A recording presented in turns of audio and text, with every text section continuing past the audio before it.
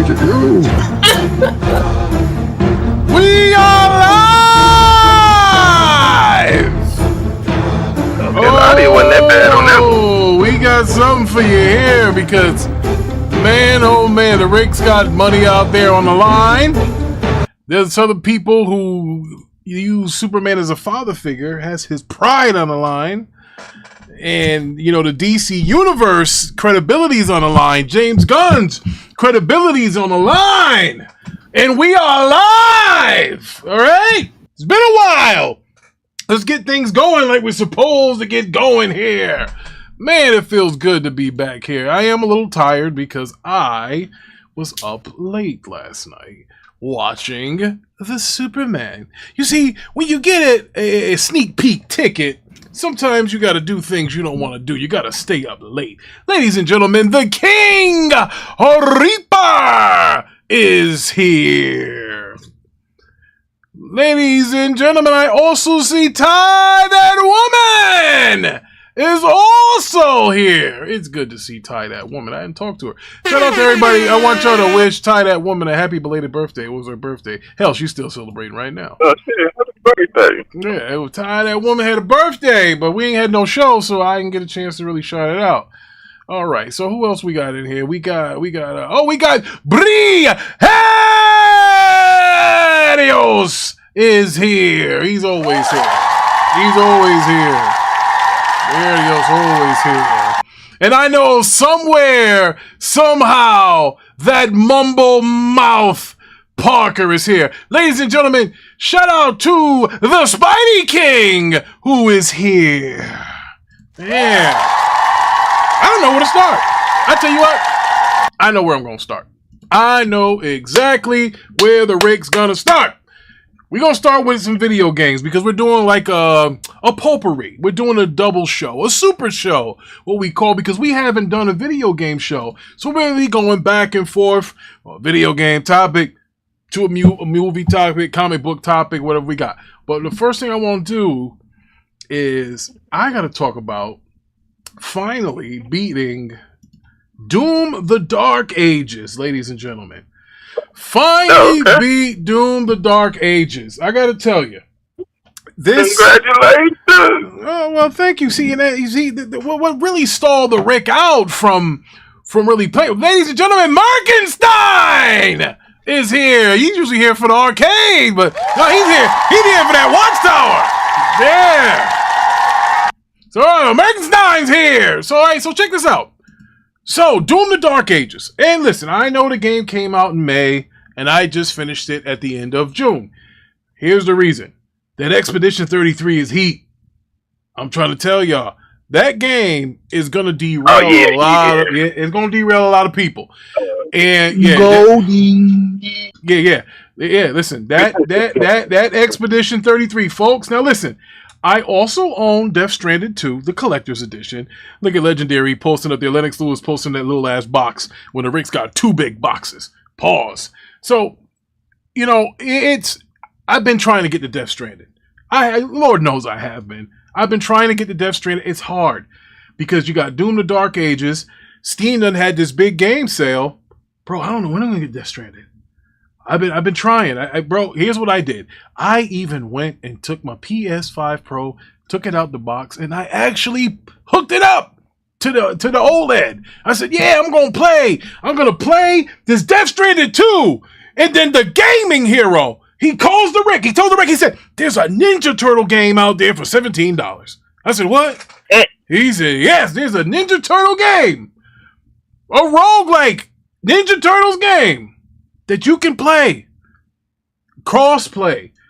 And it's only $17. I said, what? He said, yeah, it's on Steam. Take 5. I said, all right. Ladies and gentlemen. Yeah. Ladies and gentlemen, Iron Mike is here. Iron Mike. Shout out to Iron Mike.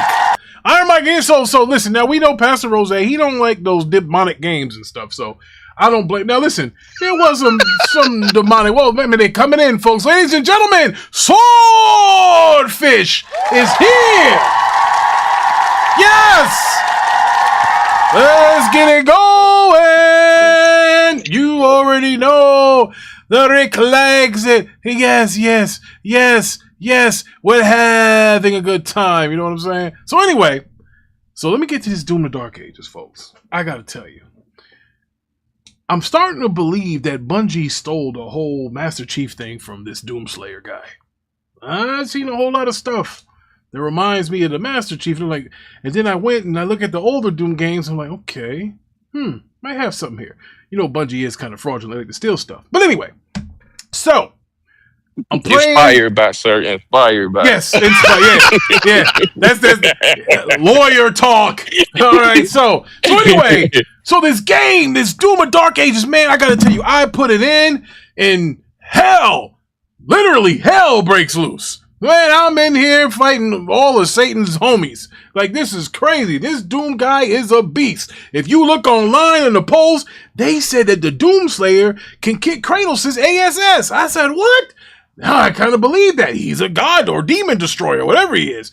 So, listen, the game, bro, one of the things that I love about Doom, Dark Ages that I played here, is hard as hell.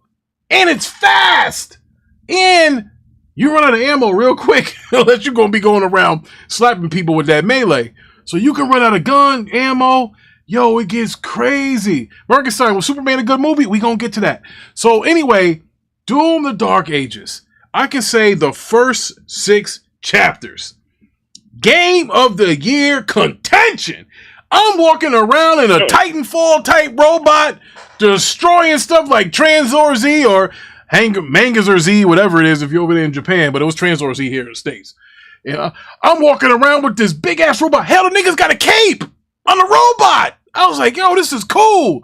And then if that ain't enough, they took me back to the Sega days. Panzer Dragon. I got a dragon here. I'm flying this dragon and I'm shooting stuff and I'm pushing down on the R button and the dragon lands and the Rick gets off. And then for the next fucking 17 chapters, the same thing was going on.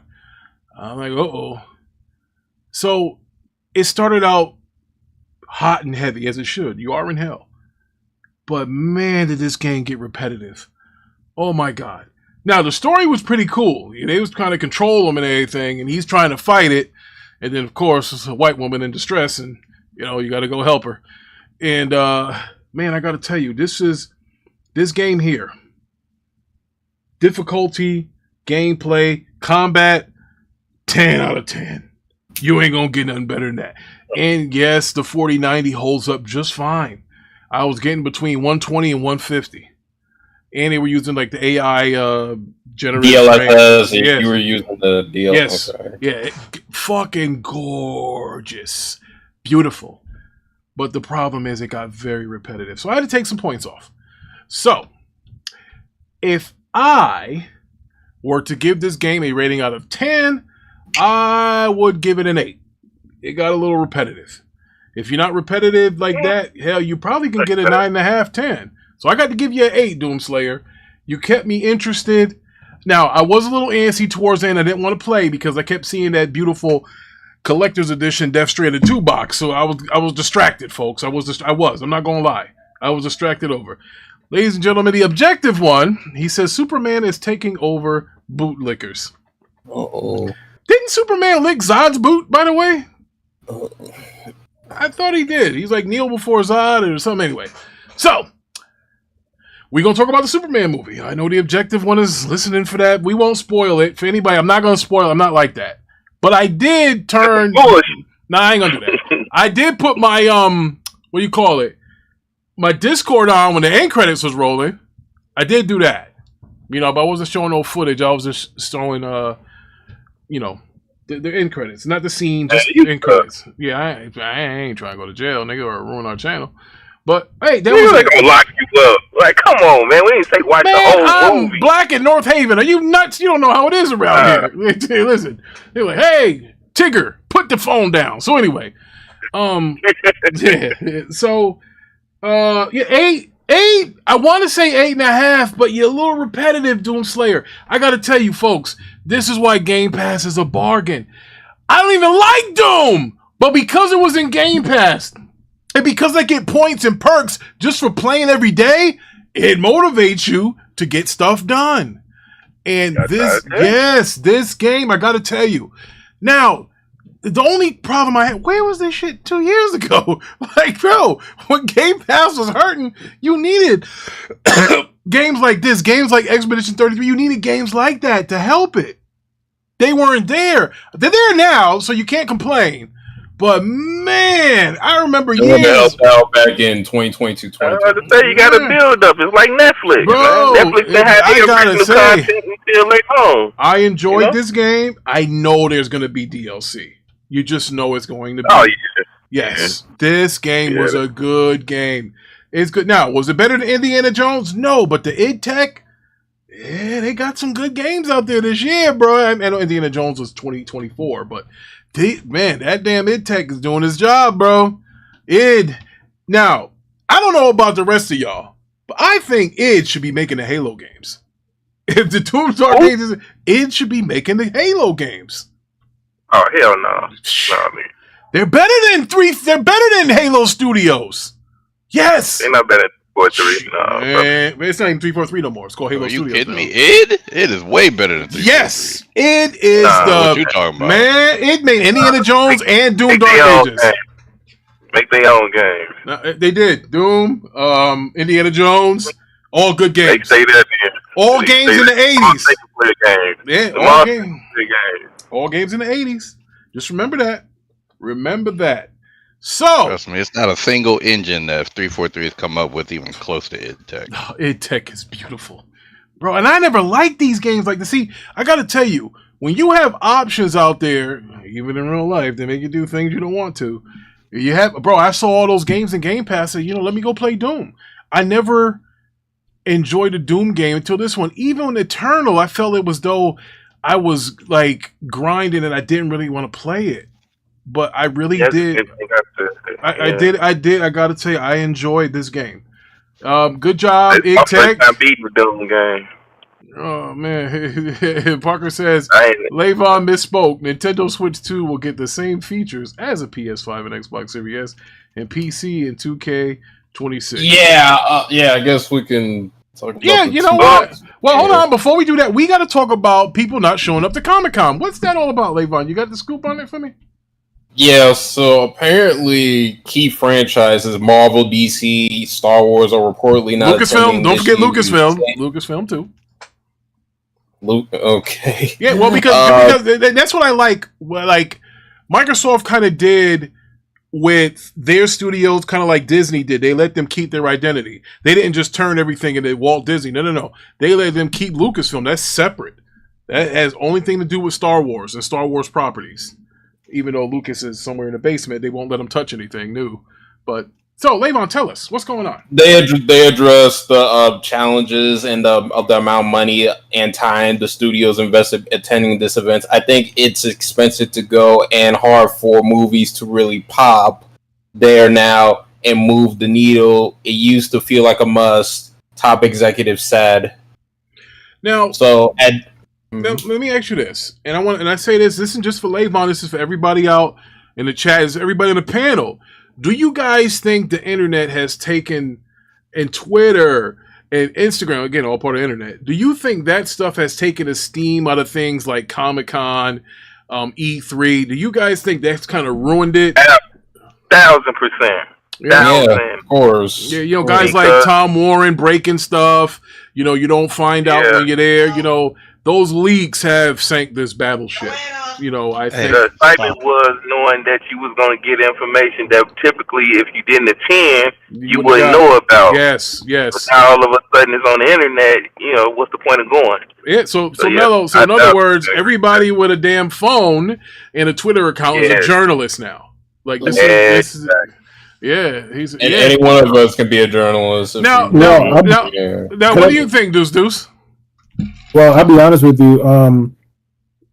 With me, I hate long lines, so I wouldn't attend just off the strength of I would love to go to San Diego Comic-Con because that's the biggest one. That's the big one. Now the New York one, I believe. Now Parker talking about New York.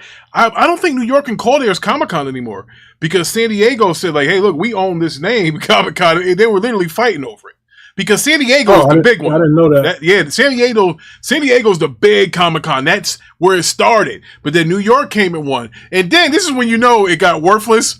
Connecticut trying to call themselves having a Comic-Con up here at our casino. I said, oh man, we done ruined it. We got caught. Everybody's trying to get their money. Yeah, so we got caught. I agree with partially of what Mello said. And I also agree the lines probably turn a lot of the fans away because I see on the internet and then I'm like, nah. 2-hour wait to get inside, even though I already bought my ticket. I'm all right. I'm good. And Ty, I didn't see that. Yes, you are awesome. Ty, that woman is awesome. In fact, I'm going to give her another crowd chair because if I don't, she's probably going to punch me. I work down the street from her now. So, that being said... She should just do that just because you deserve it. Shut up! So, listen. So, all right, Ty, that man! What do you think? You go to these Comic-Con things with heavies all around. What do you think about this with, people, not, the big boys not coming? Ricky Hurts take it out of me. Wait, what big boy ain't coming? I just got here. We just, you not listening. Little Ty beat you up again. Marvel, Lucasfilm, Warner Brothers, all these guys, they're not showing up to Comic-Con. You know how RDJ was dressed as Dr. Doom? He had the freaking... okay. Yeah, they not going to Comic-Con. Yeah. Okay. Maybe they trying to hide something. Well, they maybe said the money. They don't want to see. Well, they were saying they were saying it was money. Now, my question to you is: do you think the internet, Instagram, Twitter, Facebook, this channel has ruined this stuff? Because the Rick breaks news. The Rick gets Jurassic Park tickets early. The Rick gets Superman tickets early. I'm an insider. Do you think it's people like that have ruined it? And I didn't spoil anything for Superman, by the way. No. Because most times people don't show up because of money. I ain't gonna lie to you. Most times they like special guests that come to those conventions. If the money funny, they ain't coming. I'm just letting you know, and they'll let it be known. So if they say it got something to do with money, either they ain't get paid, some funny stuff happened, or they tried to backdoor them, give them a little cut, and wasn't gonna pay them. So that's probably what ended up happening. Also, actors don't really give a fuck about Comic-Con. Like, none of these actors cares about there's an African stuff, really. On the panel. Hello there, Mr. Manhattan. No, I take no, that's not true, man. Because when they get their cut, hold on, let me tell you why. When they get their cut for coming, they finna text you. They finna text you to take a picture. They finna text you to write their initial on something. They finna text you to meet them.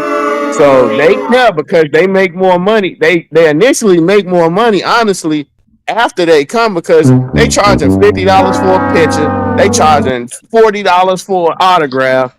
They tax you there, so they actually do care. A lot of them do care. Now, if you like real big, like Robert, he don't care because he make millions. Right. The majority of those people, they care because that's how they make most of their money. That's how it is at those wrestling conventions that I go to at the Javits Center in New York. It'd be like that too. Like they be charging like $40 for an autograph or a picture and all other stuff. One dude wanted like $60, $70 for a picture. I'm like, dude, I'll take a picture of you right now and just walk off. It's the same damn thing. It's the picture with him, with you holding the peace sign and no, but that's nothing, Ty. Pinky, if y'all should know who Pinky is, she was charging people $100.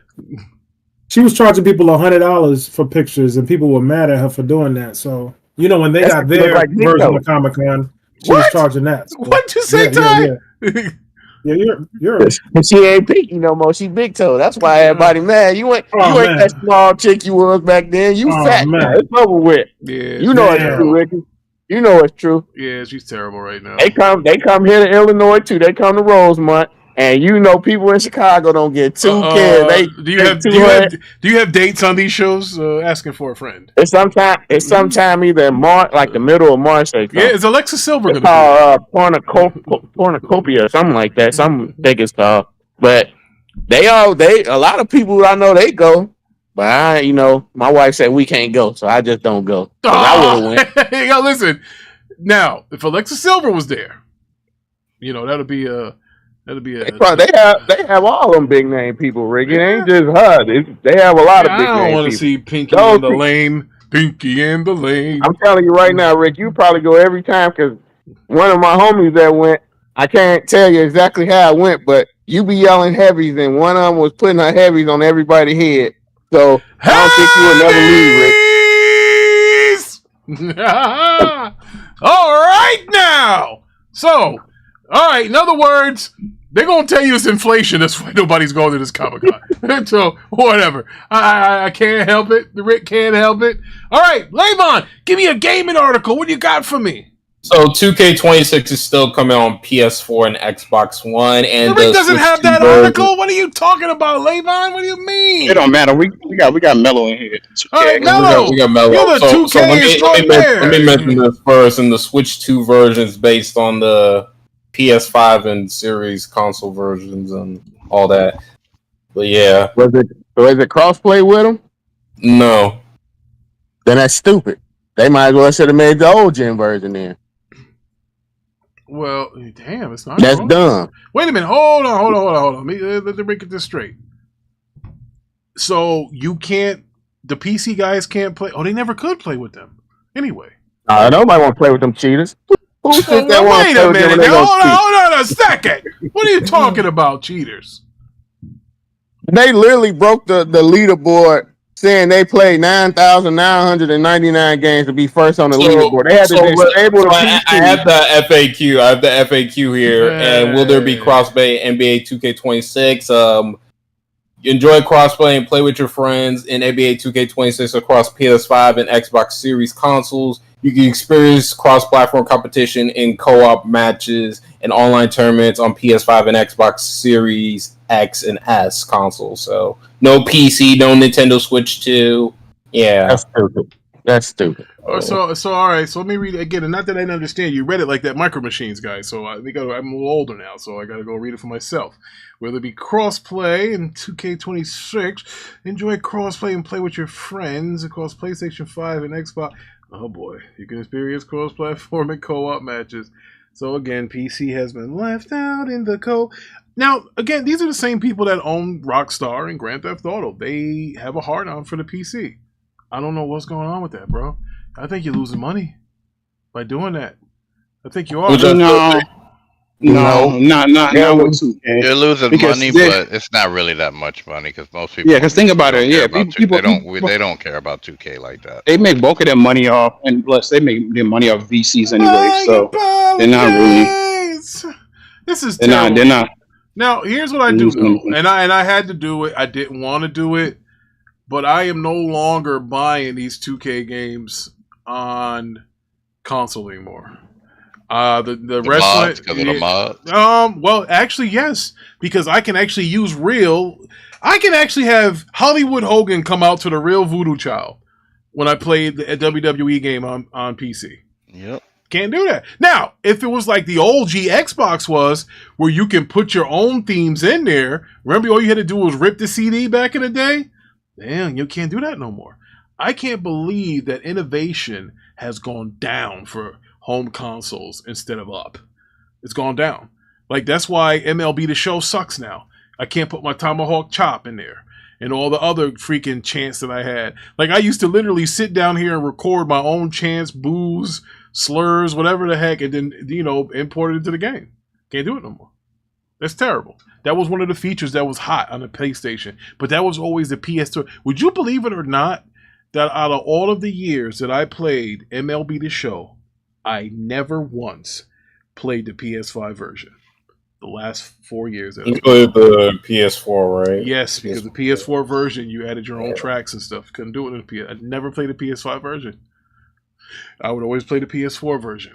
So, that's my story, and I'm sticking to it because I got no reason to lie. Now, the Rick needs a movie, comic book, series. Ant-Man stars confirms acting retirement. It is Michael Douglas. He's a well-known actor. Said he intends to stay retired and has no intentions of returning to acting after stopping in 2022. I have not worked since 2022 purposely because I realized I had to stop, Douglas said. I had been working pretty hard for almost 60 years, and I did not want to be one of those people who drop dead on the set. I have no real intentions of going back. I say I'm not retired because if something special came up, I go back, but otherwise, no. I was about to say, and I'm glad he's honest, because Hugh Jackman was saying the same thing. Now I can't play Wolverine anymore. I won't do it. It won't be me. Hey, Mr. Jackman, Kevin Feige's on the other line. All right, hold on a second, guys. How much? All right. Really? What? Follow What I say to you earlier? Yeah. What did I just say to you listen, earlier, Rick? If your money funny, you gonna do it. Mm-hmm. Because see, here's what happened to actors. They're no different than NBA players. They get all that money. When you get $25 million for a movie, right? You don't get no taxes taken out. You get your $20 million check. You go and cash it. You put it in your Swiss bank account. And then you think that you didn't have to pay taxes on it. You go and buy one of these big ass houses. You want to hang out with your big rich friends. And then all of a sudden you get a tax bill for $25 million that you just made. You're like, whoa, what the hell is this? Then you go work again. The Hollywood guys go broke faster than the NBA guys.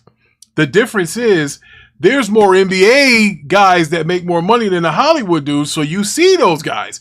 It's all public of what these NBA guys make. So when you see a guy like Antoine Walker who bought like 13 liquor stores and he ain't got no more money, well, you got it. Bro, is that really what he did? Yes! Yes! He bought liquor stores in his childhood neighborhood. Ladies and gentlemen, Onyx is here. What is good? Onyx, my man. Appreciate you being here, brother. Yeah, that's what he did. Antoine Walker. Bought liquor stores. He did. Matter of fact.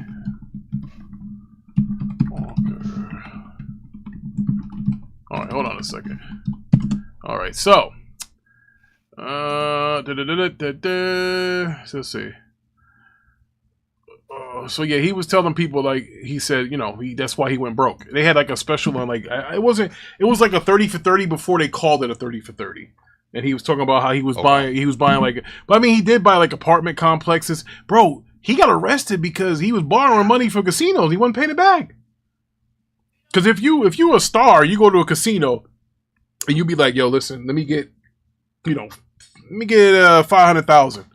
We borrow it, whatever, and they know who you are. Like, if you somebody like a NBA player or a wrestler or something like that, you go in there and say, "Let me get them." They're gonna give it to you. They're gonna have you sign some papers saying you got to pay it back. Then sometimes dudes go and lose the money and they sneak out the side door. They go sneak outside of Michael Jordan Steakhouse. Known gambler, loses a lot. So stuff like that. Give up the hate, bro. Give up the hate. Whatever. Bro. But shout out to Michael Douglas, who, if they did come out with a new freaking game, if they came out with something for Hank Pym, see, Hank Pym's to put on ice.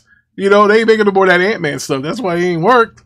Because Pym's on the freaking chopping block right now. But anyway, so we doing what? So let's talk about Forza Motorsport is no more. Claims former Turn 10 employee following Microsoft cuts. Fred Russell, who worked at the studio as a content coordinator for 4 years until 2016, shared a post on Facebook with images across his time working on the series. Turn 10 Studios had shuttered the Forza Motorsport space, and the team is no more. He said, "A very sad day for one of the best car racing video games. I love my time there."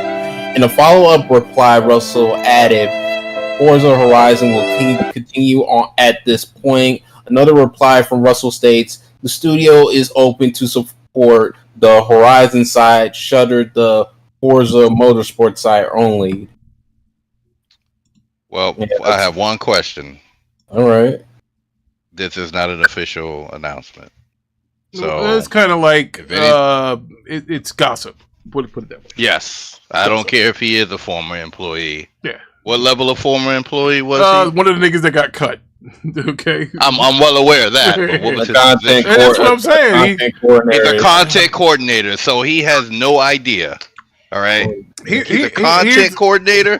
When you say content coordinator, okay, hold on. He probably doesn't know. No. Probably doesn't know. Also, that's not a decision he's going to know. Isn't Forza one of those games, Pastor, where you don't need one every year? You just add the new cars. You can add a new track. Motorsport, yes. Yeah, I don't think... listen, I happen to be blessed to actually have license and a vehicle. or two. I don't want to play a simulation racer. I'm gonna be honest with you. Now look, some guys like J-Dub with his big lips like to go and drive around and pretend that he's a race car driver for some reason. No, thank you. I'm not doing that. That's dumb. I drive every morning to work in real life. The last thing I want to do is sit behind this desk and pretend I'm driving a Maserati. Although the porn star Maserati, I would like to drive her. But anyway. Wow. So, yeah, I don't think unless they officially come out and say that, I'm not gonna believe it. Now, my buddy Onyx, who is an insider, he said Forza Motorsport was so unfinished and the car leveling system was terrible. See, that's my buddy Onyx there. See, he's got inside information. So I don't know if it was unfinished, but it wasn't good leveling. I know the leveling. Well, listen, I think Onyx is credible. So, now, Mello, I know you play everything, but the Rick has never heard you mention playing a car game. Did you indulge in this stuff?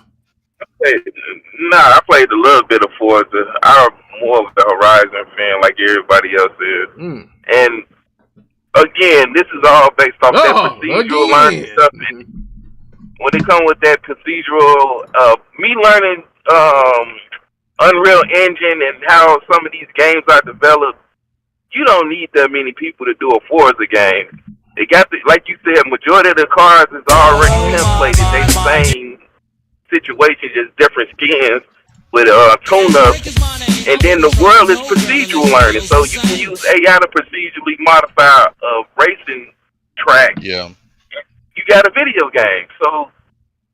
Again, this just goes with all the cuts and stuff that's going on with AI and game development. Good take. Yeah, I won't believe it till I hear something official. Ty, what say you? I ain't gonna lie, I don't play that. I play the other one, not Motorsport. What's the other one called? Horizon. Yeah, I play Horizon here and there, but I don't play no Motorsport. Trash, Ricky Brown. I don't play Motorsport. I ain't gonna hold on, Laban. I ain't gonna call it trash because I know people that like to play that type of style. I'll just regularly get into regular cars than versus the whatever those cars called. I'm good on that. You can go, Laban. I don't play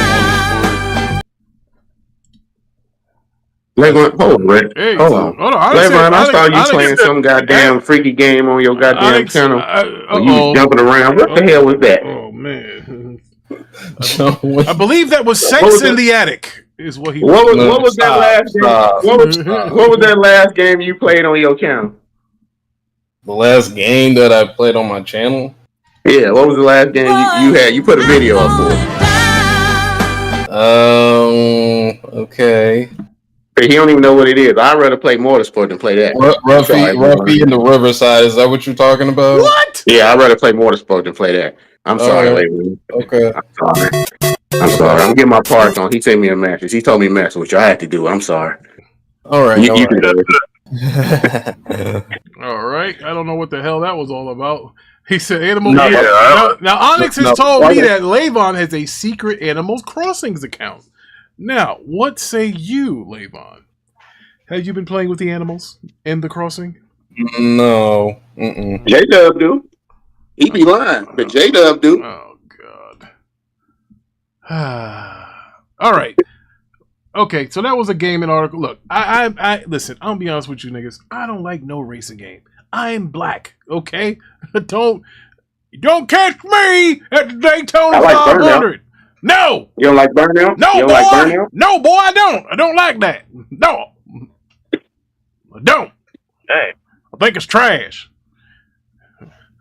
Ain't you boys supposed to be driving Cadillacs or something? Like, listen, so I don't want nothing. No, thank you. No, thank you on the Forza. The Forza can... look, I don't want nobody to lose their job, but I don't want to play that shit. You know? I'm sorry. I don't. They can put it on PlayStation. They play that shit. Yeah, they play Gran Turismo. Think about it. That race simulator, those sales aren't like they used to be on those anymore. Remember Gran Turismo came like hot out the gate? They never sold like that again. No. Nobody cares anymore. Remember everybody was making side scrollers, Layvon? Hell, that's around your time. Remember? Side scrollers were the cool thing. Remember that? Those were the good old days, I guess. Man, nobody wants to do that anymore. All right. 3D platformers. But anyways, let's talk about this Fantastic Four. It's leaning hard into the family theme, like Fast and the Furious. Vin Diesel and the family stuff. Like, yeah, that's what. Whoa, who's this skinny jabroni on the right here? Who's this? Who's this nigga right here? Does he play the thing? This little guy.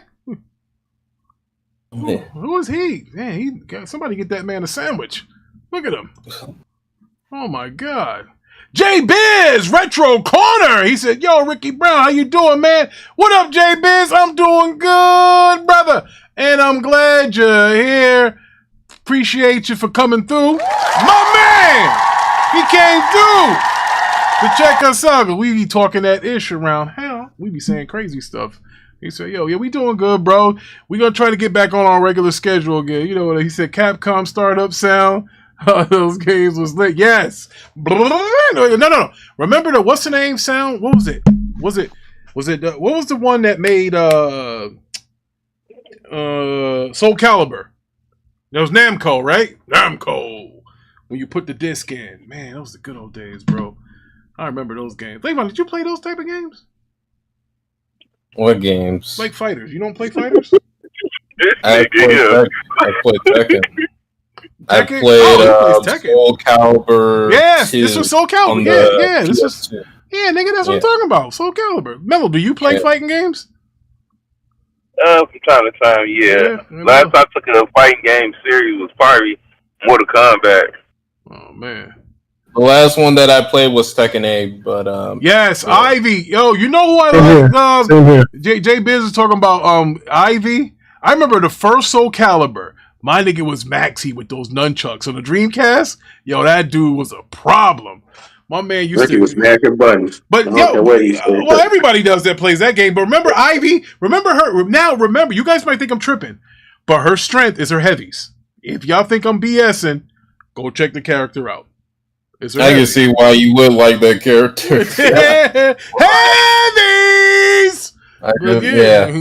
But yeah, Ivy, she had the heavies. Kalik, yeah, with the freak, he said Kalik is for the noob. Yeah, he had that stick, and he be talking that stuff after he hit you. And I'm like, what?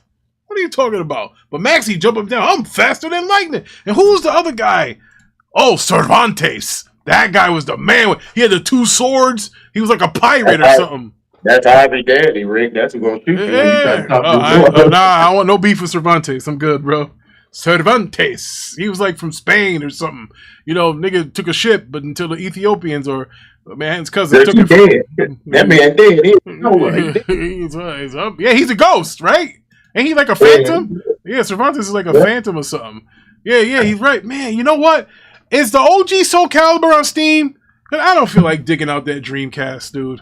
And what? Soul Calibur 2 on Switch 2? No, the Rick wants the first one. I don't want the Dark Lord Fusion is here. What's good, brother? Soul Calibur 2 better than Soul Calibur 1. Well, but Soul Calibur 1 holds something dear to my heart. Okay, motherfucker, let me play it. Stop pushing me towards that. That's the first one I'll play with too. Trying to bully me to play 2. Tony Stark built this in a cave with scraps. That was the good shit right there. That bald head nigga talking that stuff. Jeff Bridges or whatever. Yeah. He said, not Tony Stark. Yo, my man Bridges had it go. And that's why I like Ironheart, because that's Buddy's his father. And, so he's got freaking... You didn't have Ironheart in there. Wait. Yeah, you didn't have Ironheart. Did y'all watch Ironheart? Hold up. Actually, dude, we got Ironheart episode 2 in there. Yes, it is. He does? Okay, wait, whoa, nigga, easy. All right, I don't want to slap both of y'all now. But listen, okay. Did everybody watch episode 2? Hell no, I'm pro. I'm got Disney Plus right now. Yes. Well, I watched the whole damn series. I just don't remember what happened. I just know that, Tony Stark built this. But I'm old, nigga. Leave me alone. Damn. Y'all know I'm old. Stuff. We keep telling you stop binging stuff and watching one by one with us, and you say F us, and you just watch it. Then 2 minutes later, I don't remember what happened that day, but y'all go ahead and go. But nigga. But this episode, Rick, was about her and Joe meeting up for the first time, and she forced her way for him to make him help her and all of that, and okay. he was getting clowned by his neighbors. You want to cover that? Well, hold on, Stu Deuce. Do you want to cover that now? You want to segue into that? Oh, I thought that's what we were doing when you said who watched. Yeah, let's cover it now. Well, not really, but he is Jamaican and he jumped the gun. Man, let's just do it now. Let's just this nigga here make me get ice over there, nigga. Relax. All right. What were you saying, dudes? What were you saying? Oh no, I was just trying to jog Ricky's memory about what the episode was about. Okay. Yeah. Joe meaning Obadiah's kid, right? That Joe. Yeah, everybody walking all over Joe. Yeah. Mm-hmm. Well, it's not revealed yet, Ricky. You're doing spoilers, man. That's why I said his name is Joe. Man, I didn't say that Superman died at the end. Anyway, this episode, I think it was a cool episode. Them working together. And I was watching it with my wife, and I said, "Watch, she's gonna do exactly what he said he don't want to happen." And we're getting him in trouble with the stuff. We're getting him in trouble, right? Yeah. Mm-hmm. You know, I gotta put up a poll. Go ahead, finish that up because I want to know if anybody's actually watching Ironheart. The episode was decent. Yeah, it was a decent episode for what it was. Like, if I were to give it a score, it would be like a 7.5. I say 7.5 to 8. I looked up a lot of people's reviews on this, and a lot of people are actually praising the show. Like, you know, some dude bros, they hate it because it's not Tony Stark. Yeah, exactly. Whoa. Because it's a black girl. Let's get that right. It's a black girl. That's a problem. No, that's why I said dude bros. You know who dude bros are, so... wait a minute. I thought that was dudes for Kamala or something. Like, what the hell was that? Wait, they don't... No, dude bros are the white boys in their basement that complain about everything is woke. Ridge is here? No, not Rick. Anyway, let's stay on topic. Let's get back on topic. Let's just stay on topic. I do like how they changed it up from the comics where they made her AI. Her AI in the comics is Tony Stark, but they made her best friend the AI. I didn't like that. I hated that. I liked it. Yes, I wanted Tony Stark. Shut up. I wanted Tony Stark to come back into the MCU. Like, bro, listen, man, I don't know this black chick. Fuck, I don't even know. Fuck, listen. So you wanted them to pay them all this extra money for him just to be a little AI hologram? Like, come on. Exactly. Well, first of all you needed was his voice. You didn't need him to be there. Exactly. Yeah, he's going to get paid for his likeness. Come on, man. Exactly. But it ain't going to cost you $20 million. Yeah, it's gonna cost them 10. Stop it, Rick. All right, well, you know what? Okay, if you want one of the city girls playing the part or whatever. Anyway, you see, now you're acting like a dude, bro. Now you're acting just like a dude, bro. As I should. It should have been Stark in there. I don't care. Say whatever you want about me. So what? Yeah, there you go again. Hey, disrespecting his own people. No. Hello, you got any thoughts about this episode? You got any thoughts? It's episode 2. Yeah. It's episode 2, Mello. Yeah, episode 2. Oh, episode 2. Yeah, I think it was a good episode. For me personally, old girl got an old grown face. I don't know. Yeah, a little bit. Yes. Yeah. I want to just be honest with you. The main person got a grown adult face, so me thinking she a teenager is kind of throwing me off. Well, they did. But yeah, she's not. Isn't she like 30 in real life? In real life, yes, but she should be like 21 in the show. Because in Black Panther 2, she was 19. So you know that was a couple years ago. So yeah, that's what I'm saying. That kind of really threw me off. I'm like, I swear she was younger, but I didn't go back and double check. But yeah, it makes sense now. Her face old. She's like she been smoking cigarettes or something. Oh man, you banged out me? You hear this nigga? The Surgeon General here talking about she's smoking cigarettes? Bro, I gotta be honest, bro. I said the same. Now you sound like Manhattan. Mr. Potato Face. I gotta be honest with this one. She looks like she been aged well. So I ain't gonna lie, I wouldn't mind the best friend being Riri, to be honest with you. Yeah, thank you, sir. I was about to say if they would have switched the roles, I wouldn't have mind. Oh, y'all ain't shit. Y'all ain't shit. See, this is what I'm talking about. You said we like the black women. Oh. Yeah, I still support the black women. I'm just saying they just got the wrong actor playing the character. That's all. They should have had more close up of the mother. If you smell what the Rick is cooking. Yeah, the mother. Yeah, she's good looking. The mother good looking. Yeah, she's like decent. Got heavy. But other than that, yeah, I like the story. I like what they're going with it right now. I'm doing one show at a time, so I ain't had 3. I'm waiting on 3, so waiting to see what happens. Hey, Mello, how you feel about them doing it in Chicago? Like, is there any points that you reckon? Because I've never been to Chicago. So. Man, that shit was filmed in Georgia. That shit's out there, Georgia. Nah, they filmed. I think they filmed that on the south side. Look like the south side of it. Man, a little bro, west, that shit Georgia, said Georgia. It looked good. You know what I'm saying? You feel me? You know what I'm saying? We got to eat. Shout out to Chicago. Yeah, absolutely. Yeah, and everybody was robbed after filming of this freaking series. Oh my god! I definitely think they played it safe and put it on those south side. Now, the only thing that I saw that was actually right, they had the White Castle there. I said, oh, okay. I thought the tie and shit. Okay, they got the fucking White Castle. All right, let's go. Okay. That's all we care about is White Castle. Yeah, it was like White Castle. That's all we care about. That's the first one. They did a little monumental shout out to the Regal Theater. They showed like some of our land. It is on the south side. They showed some of our dope sceneries, but Now, did they show the guys that punched that guy in the face and told him, "Are you that from MAGA?" Did they show those guys? I didn't see him in there. You know, who are you talking about? Justin Sprillier. He was a Chicago. Oh my god! Man, he ain't from here. Stop trying to claim that dude, man. He ain't from here. That's one of y'all boys there, Sprillier. No, he said he came from your hood. That's what he said he came from. He said, I gotta go back. He ain't from Chicago. But we don't know that nigga, man. Well, he was over there. But imagine that guy. Man. Tell me that guy. If he now let's go a little off topic. If Jesse Smollett would have just been a decent human being and not lied, do you realize how powerful he would have been in the movie business? You imagine that, bro? He's got. Well, you know what? I can see that. But think about it. Think about how like they said was blowing up around that time. Bro, he would have been in MCU. Think about this. First of all, he's Jewish, he's black, and he's gay.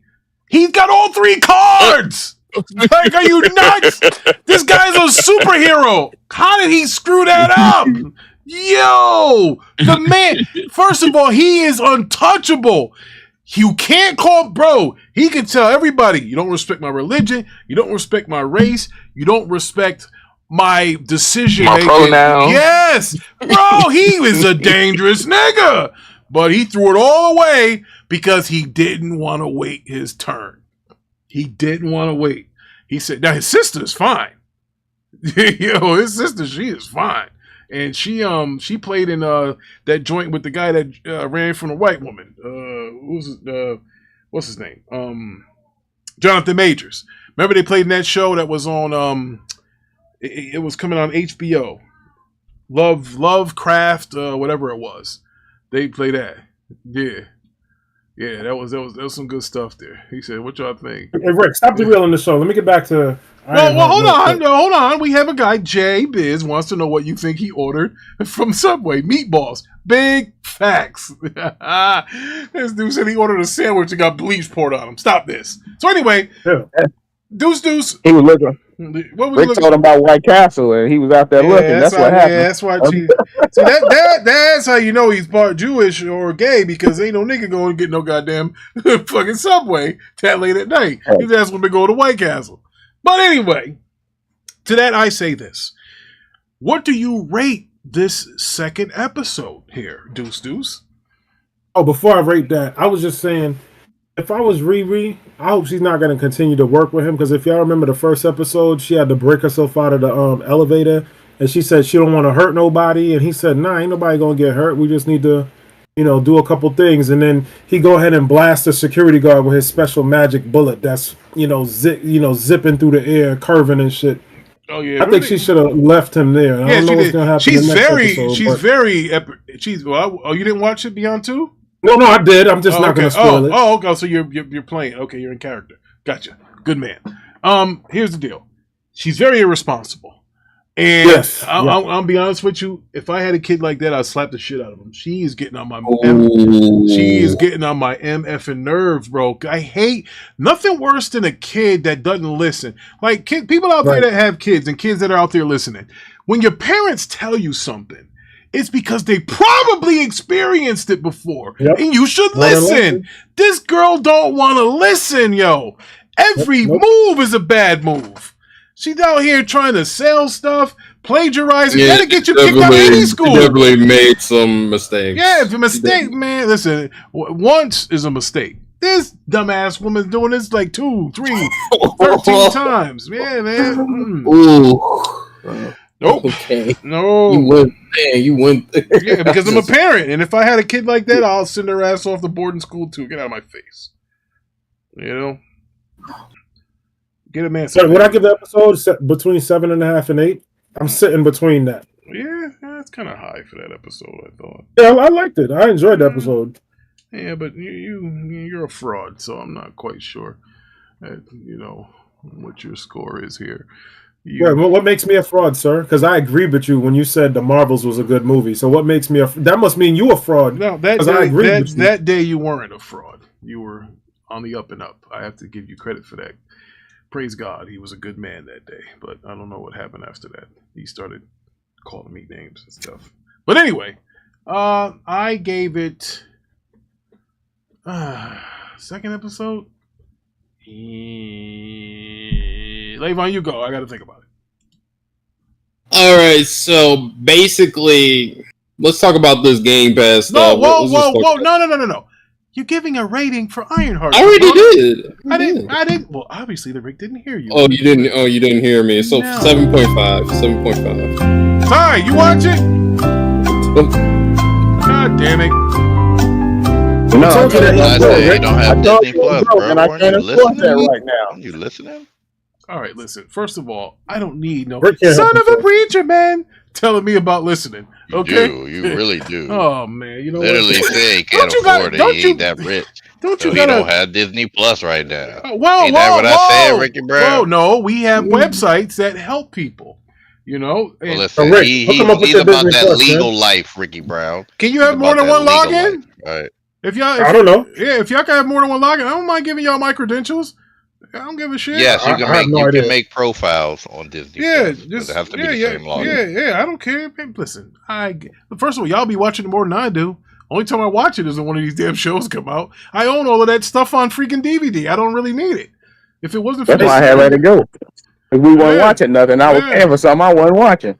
Oh, wasn't you live in Chicago and they probably stole your television? That's why you don't watch it anymore. Oh, my television. Yeah, I know how it is over there in that state. They steal things. Illinois.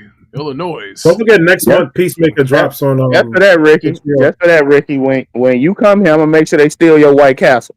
I'm gonna fix you. See, now you're not playing fair. All right, come on. No, there's no need for that. I was just kidding. I'm sorry. He's doing you a favor. You don't need to eat that death anyway.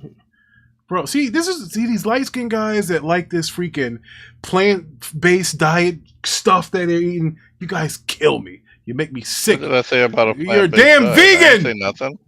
All I said was it's poor food. Oh man, you know, go eat a pork like chops. Taco Bell, as far as I'm concerned. Oh well, hey, listen, bro. Barely edible. Hey, when you work at the club and you get out at about 3 a.m., it ain't nothing like a Taco Supreme, bro. Well, not only you in the place of death, then you go eat death afterwards. What a shame.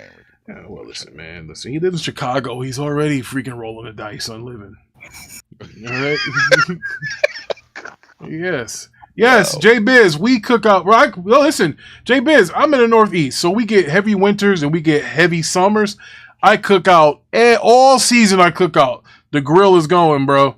A lot of reason why I cook on a grill a lot is because when you cook on a grill, it doesn't hold that grease like a pan will. You know, ain't nothing like, you know, having a cheeseburger. If you pan fry it, you get it, and the bun looks like you dipped it in soda. But if you cook it on the grill, all of that stuff drips. You ain't gonna worry about it. That's my reasoning for it. It's also my excuse to eat 2 or 3 of them motherfuckers too. I can say, hey, I'm cutting back. It's protein.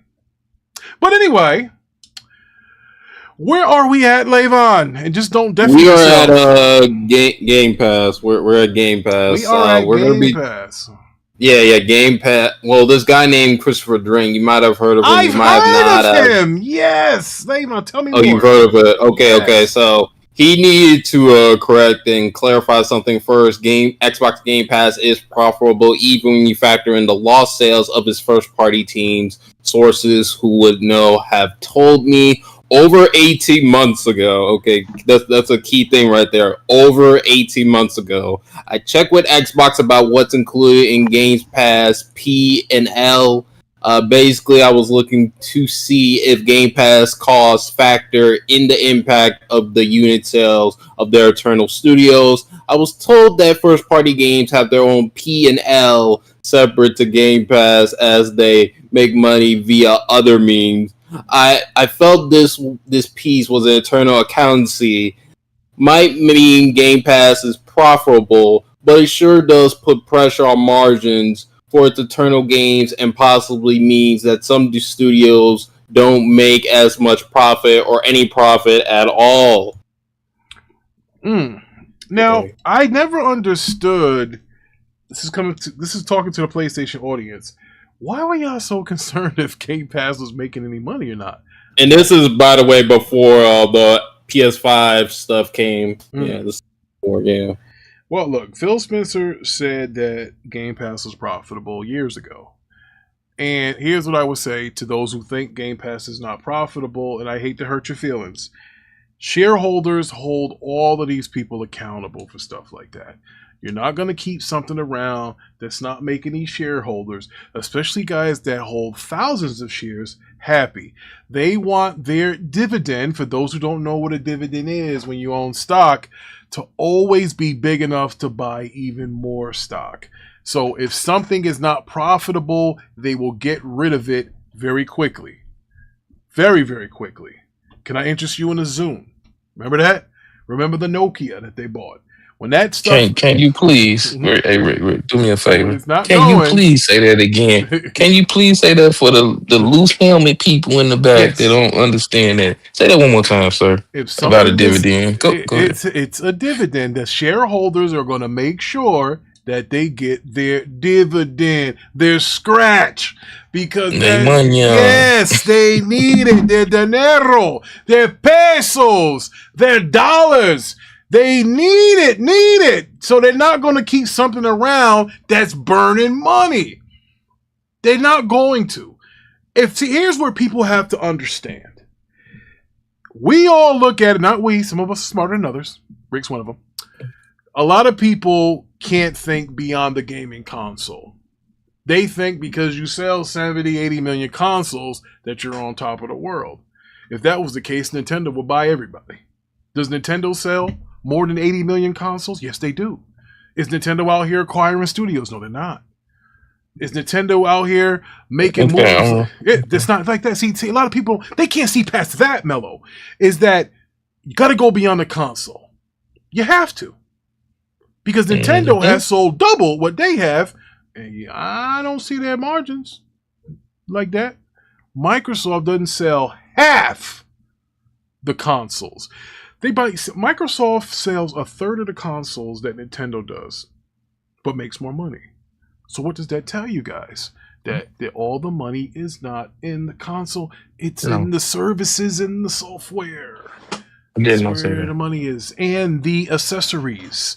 It's a lot cheaper to make different controllers. Sell you a different color for $70 when you're making about $30 a controller. You got to understand that, guys.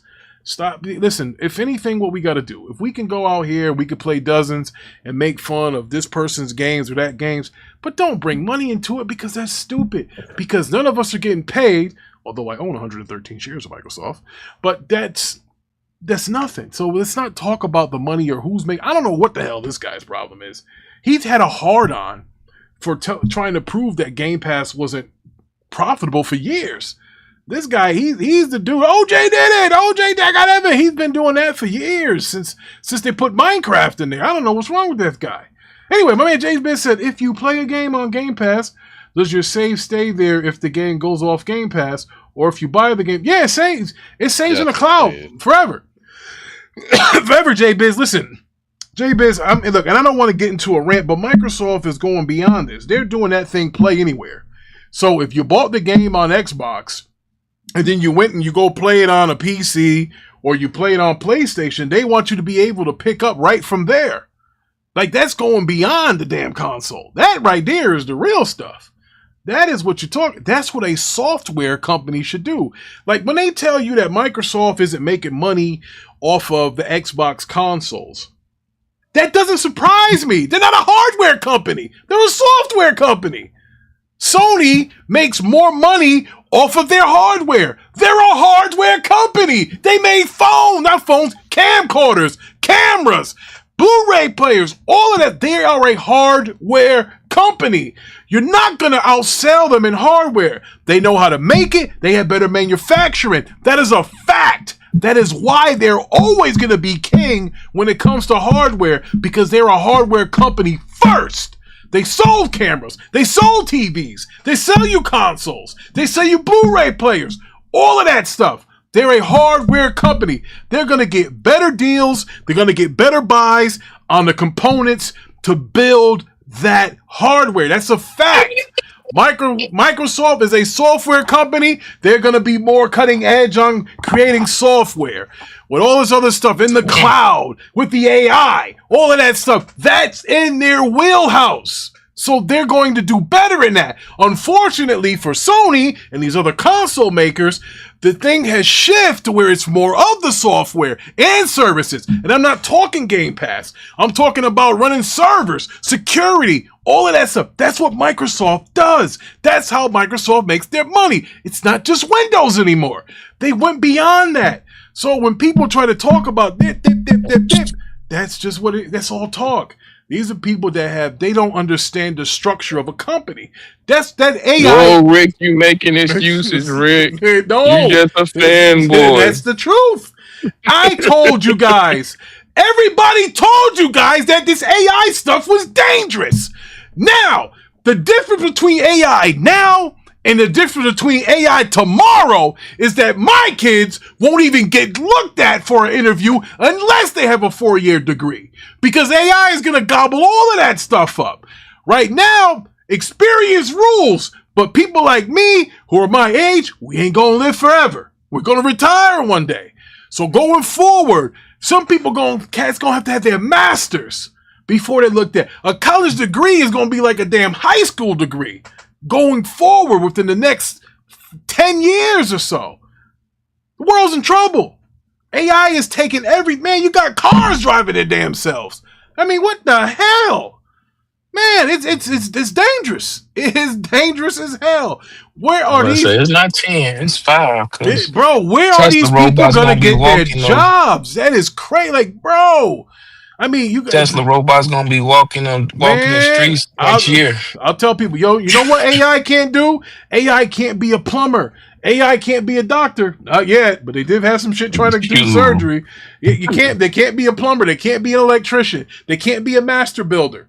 You know, they can't work. Well, they could work a crane, but somebody's still gonna have to monitor it, or the goddamn beam's gonna fall on somebody.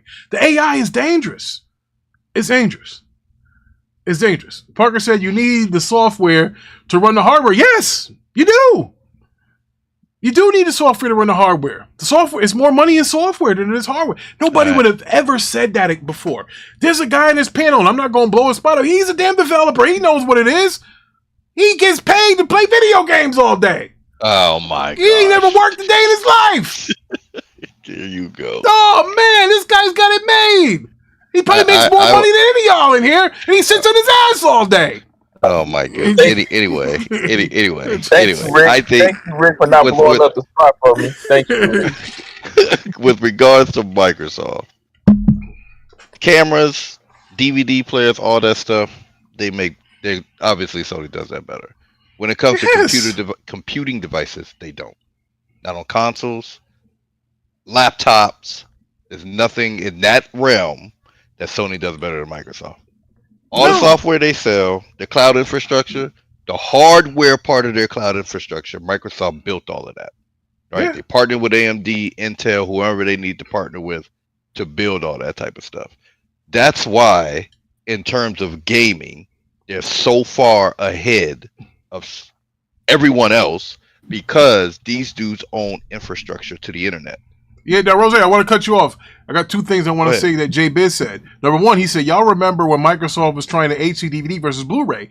And let me tell you something. Microsoft could have decided that war. If they put an HD DVD in every 360 at the time, there was more 360s out there. Remember, they had a head start over the PS3. Yeah, it was the add-on. I know. That's why I said if they put the optical drive inside the 360, we'd be all buying HD DVDs. Also, Sony said they're going to let porn be on the DVD. Remember, they wouldn't do that for Betamax. Now, there's also something else my man J-Biz said about the putting their name on their Rogue Ally. That cuts Microsoft. They don't have to go put any money in the R&D or anything like that. You tell third party to make your hardware now. They're going to make it better than you. As far as I'm talking about manufacturing it. Microsoft ain't no damn manufacturing company. So I'm pretty sure Rogue and those guys, they're going to know exactly where to build it cheap, where to get the components from the best place, and have this thing assembled to keep the price down.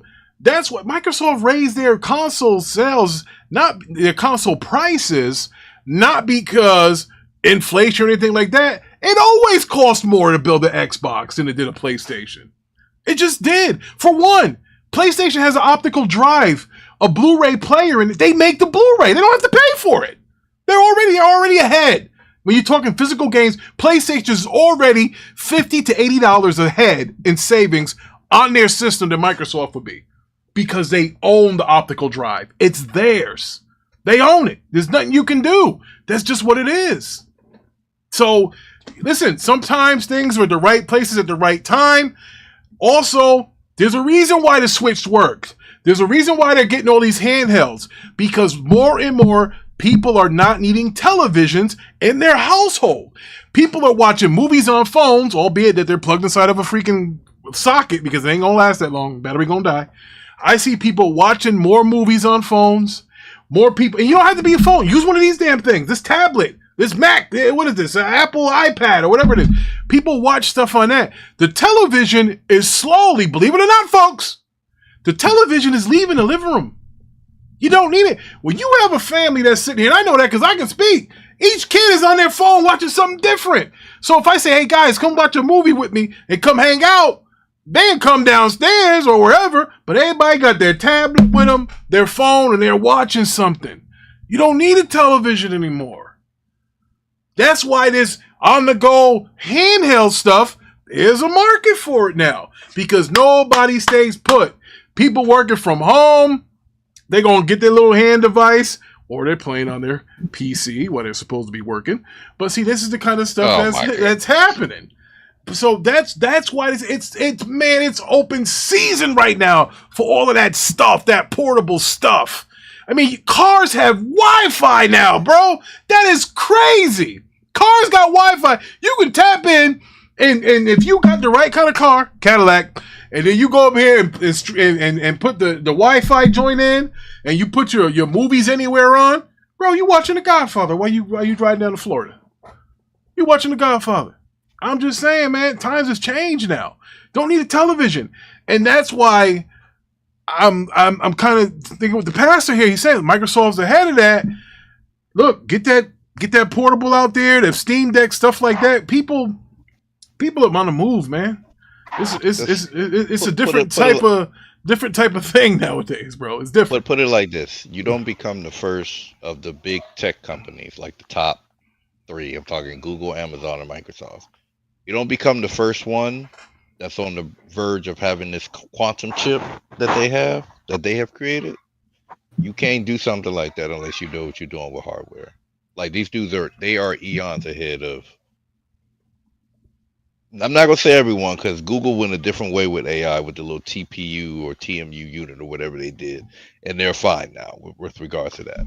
But Microsoft, and when it comes to the computing area, they know what they're doing when they're making hardware. Listen, I couldn't believe, I didn't know. Like I told you, I just had my PlayStation Pro that I bought specifically to play Death Stranding. And I made a mistake, and these new TVs, they don't have an input. You know how like you press the input on a remote control and then it'll go to HDMI 1, HDMI 2. So I pressed the home screen and went to game. So when I hit game, it said sync your Xbox controller. I said, what? Bro, you can sync your Xbox controller to this television and go into a Microsoft app and play video games. I was like, what? Bro, I never saw it before. That's old technology. You can do that with the PlayStation 4 controller. Hey, whoa. Let's not muddy things up here. I'm talking about what I did. It's not muddy, Rick. It's a Bluetooth controller. Listen, I'm talking about what I did yesterday. Stop trying to fucking. That's old technology. Listen. We don't listen. Just catch up. There's no. Well, you don't catch up. I got a $10,000 PC. I don't need to catch up with anything. You still need to catch up, brother. Y'all need to catch. Whoa. Y'all need to catch up. Y'all need to catch up. My TV's $10,000. You need to catch up with me. 5-year-old technology. That's what you're arguing about. Come on, bro. Sony owns the Blu-ray player Tronics. We're not talking about that, bro. So I'm not talking to you. I'm talking to Tronics. Will you shut up? I'm talking to this guy. So he said Sony does not own Blu-ray. Yes, they do. They do. They own up. Okay. Somebody help Tronics out. Deuce, he seems like a friend of yours. You want to help him? Why would I want to help him when you don't have a problem, when you got a problem listening? I'm not helping you. Okay. You fight your own battles, nigga. Okay. I remember that. Next time the ice niggas come for you. I keep telling you, they gonna take both of us. You know what?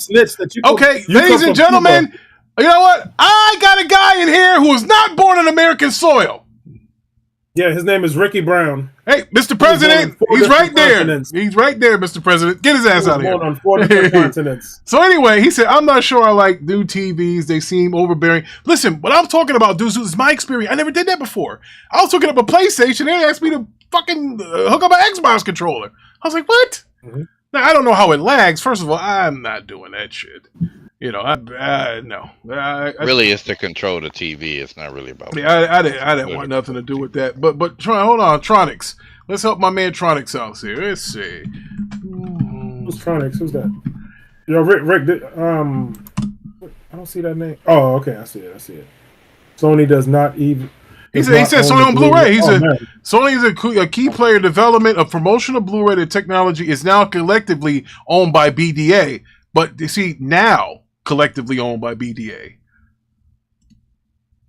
Sony's role, while Sony plays a significant role in the development of Blu-ray, including unveiling the first prototypes to players, they are not the sole owner of the technology. Okay.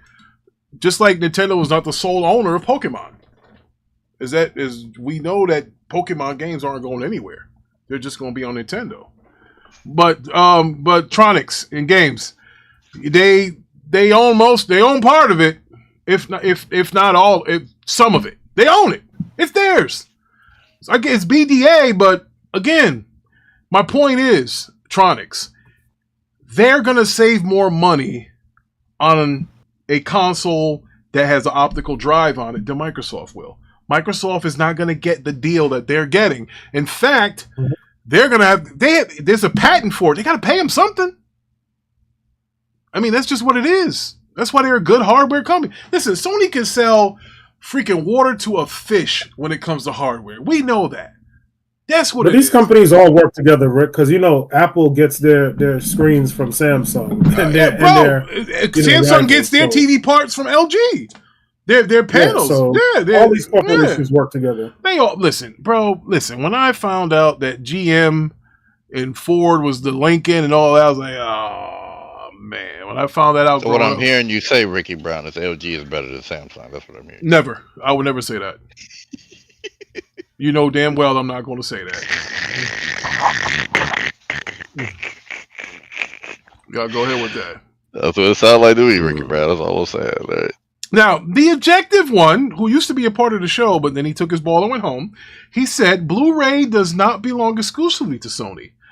But it is managed the Blu-ray Disc Association, BDA. He said of companies responsible for developing the format and assigning the associated license. Yes. And this is why also that Sony makes all of the, don't they make all of the disc now for all of the freaking movies? They have the contract with Disney? Yeah. They got a contract, I think, from Disney to do that. Yes. Yeah. Oh, bro. That right there to me, because I'm still one of the freaking the physical collectors, bro. I showed you my copy yesterday. Yeah, that is a W, bro. Like people, man, for all of y'all out here who think that all this digital stuff is gonna rule, it's gonna be a day when the internet goes down. And for people like Deuce, Vaughn, guys like that who have a physical collection, We gonna be all right. I'll be all right, bro. Nothing. I ain't gonna miss nothing. You're light skinned, so they'll think you're white, and you get to walk in and get whatever you want. You know what I'm saying? I ain't gonna miss nothing. Anyway, listen. Hey Jay Biz, you know what? It's funny because I was thinking the same thing. I want the internet to go out for a couple days. I do, just to see how people watch television. To see people have to go back, just like my wife. She said that same shit. Yeah, I want to see it. I want to see people pull out the old school boom boxes, raise the antenna up again, and put some D batteries in that bitch, and try to find a station to see what's going. Like, what you gonna do? Everybody is so damn dependent on that damn internet. I want to see what happens if they take it away. It'd be like a child losing their favorite toy. Imagine that. I want to see it. Imagine that. Ain't nobody going to be able to go to the store, use their debit cards. All that stuff's out the window. But I want to see what happens. I do. I want to see it. It's going to be like when I was 12 years old. Ain't no damn difference. Just go outside. Oh, here's the difference. The banks don't hold $1 million in cash. I ain't had no bank. So it's okay. So you ain't I was 12. I ain't had no bank. It's okay. Get me some singles and you know where I'm going. Heavies. Yeah, buddy. Man, imagine that. Nobody can cash app each other. Yo, I got you in that cash app. No, you don't. You ain't got nothing. You ain't got nothing. Take that internet away. All right. We got derailed just a tad. Just a tad. And it's all happened because of Levon. So anyway, remember that. Oh my god. But let's talk about this How to Train Your Dragon. It will be released in premium video on demand and digital platforms on July 15th. And the movie has grossed $515 million worldwide. Well past the 2010 animated film, $494 million final take. So how you guys feel about this? Didn't it just come out? Yes, that's why this is an article. Good job, Levon. Bro, these things have just come out. It's doing well in the theater, and you want to cut its legs? Now listen, this could be. Now keep in mind here, and don't quote me on this. I'm only going off the top of my head. Pause. I believe that Universal owns How to Train Your Dragon. Let's see. If they do, then I know exactly why it's going to Blu-ray already. Let's see. How to Train Your Dragon. Let's see. Who is this? The film. How to Train Your Dragon. Live action. Who does it belong to? Universal Studios. Okay. I tell you why I think this happened. They needed to make room for Jurassic Park.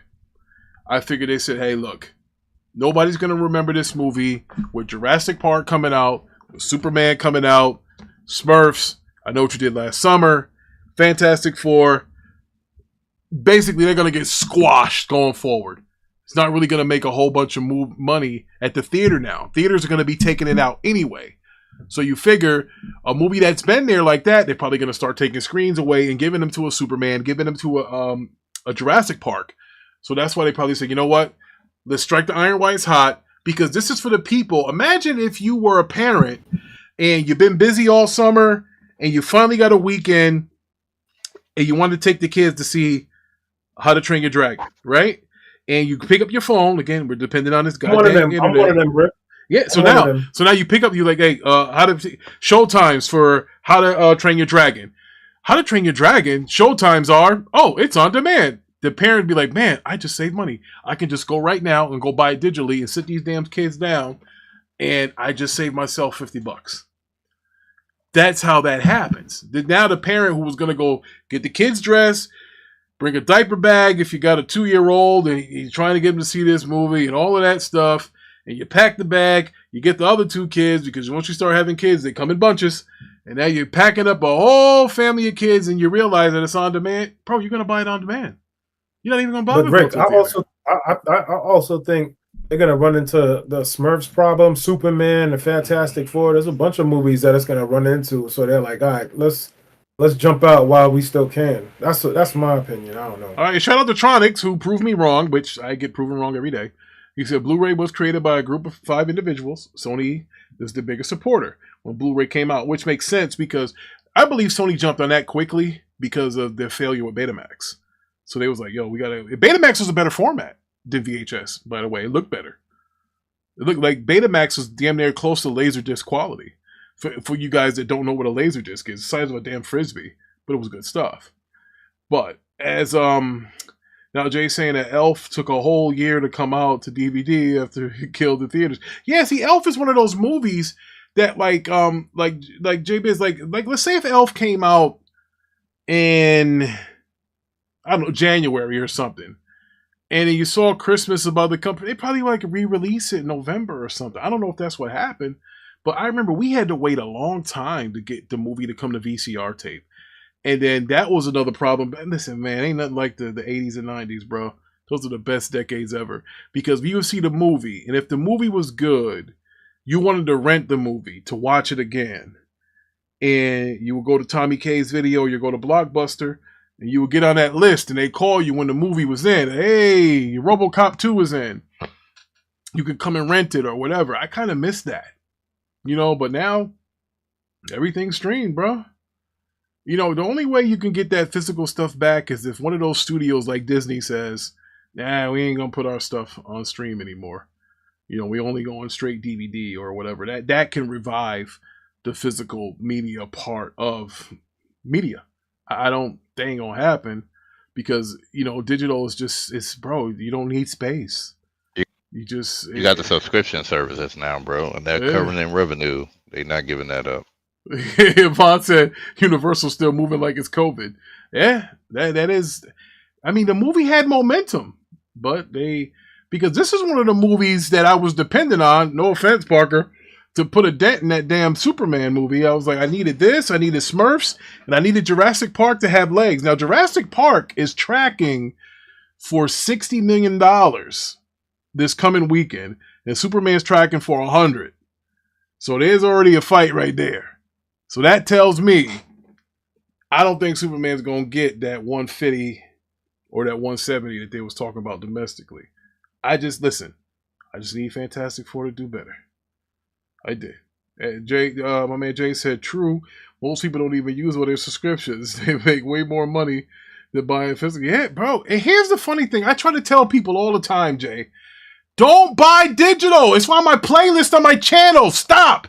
Buy the physical movie because the damn digital copy comes inside. You're telling me you can't wait?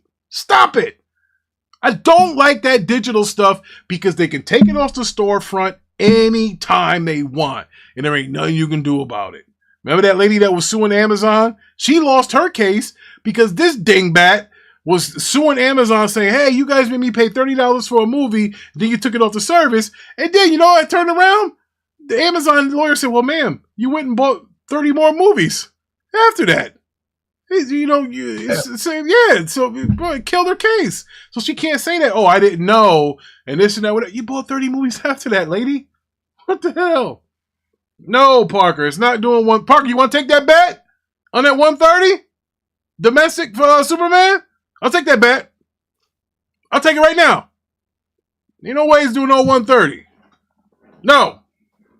So Jay, he said, I'm even scared of stream in the long run. He said, but there isn't a stream, a digital movie license. Yeah, now, certain movies that I did want. Now, listen, don't get me wrong. I don't want to be bringing a DVD up to my bedroom if I want to watch something while I'm going to sleep. That's where the digital stuff matters. But again, I never said don't buy physical. The physical comes with the digital. That's what I'm trying to tell y'all. So just buy the goddamn physical. Like, come on, bro. Yeah, Vaughn, they did another 13 million. Yo, Vaughn, bro, we about to get to the box office. Jurassic Park did another 13 million on a Tuesday. Keep in mind, though, Jurassic Park made 13 million on Tuesday with $5 tickets. The movie is crazy. $5 tickets. It made $13 million with $5 tickets. Man, that movie is a beast. I told you, it's a beast. And you know what's going to happen in them Asian markets, Parker? Man, Superman might only do $80 million across seas. This weekend, he might only do $80 million. Them damn dinosaurs going to be roaring. Man, oh man, oh man. All right, now listen. So, look, Universal, like Vaughn said, they still moving like it's COVID. They're going to cut the legs off one of their promising. I think, was it Dre or was it you, Deuce, that said it was a good movie? How to Train Your Dragon. One of you guys liked it? I don't remember. My bad. It was a decent movie. My son loved it. I didn't know nothing. I'm gonna be honest with you. I didn't know nothing about the movie until I watched it. It was okay. I give it for a kids movie a 7, a 6.5 maybe. Like, I just went because my son. I mean, your son wanted to see it, no doubt. I mean, yeah. That's it. Like, that's the only reason. So, I don't know. Matter of fact, can I ask you a question? Can I take a 6-year-old to see Superman? I wouldn't. No, I'm asking the person that saw the movie. Yeah, they said the S word a couple times because it's a hashtag Super S, and you know what that S stands for. They said that a few times, and there was one significant fatality. But they don't show it, but you know what happened. I think the kid's not. Oh, you wouldn't recommend it, is what you're saying? Yeah, I think a kid can handle that. Because they have that's why because it happened and it was like the camera wasn't right on the scene. It was, man, that's tough. It was a gun, right? And it's just, I don't know. I mean, listen, you know what? If I had a 6-year-old still, yes, I would take it to see Superman. I would have. I don't think it'd be an issue there's no nakedness, there's no like gay jokes or anything like that, so I think it'll be okay. I think it'll be fine.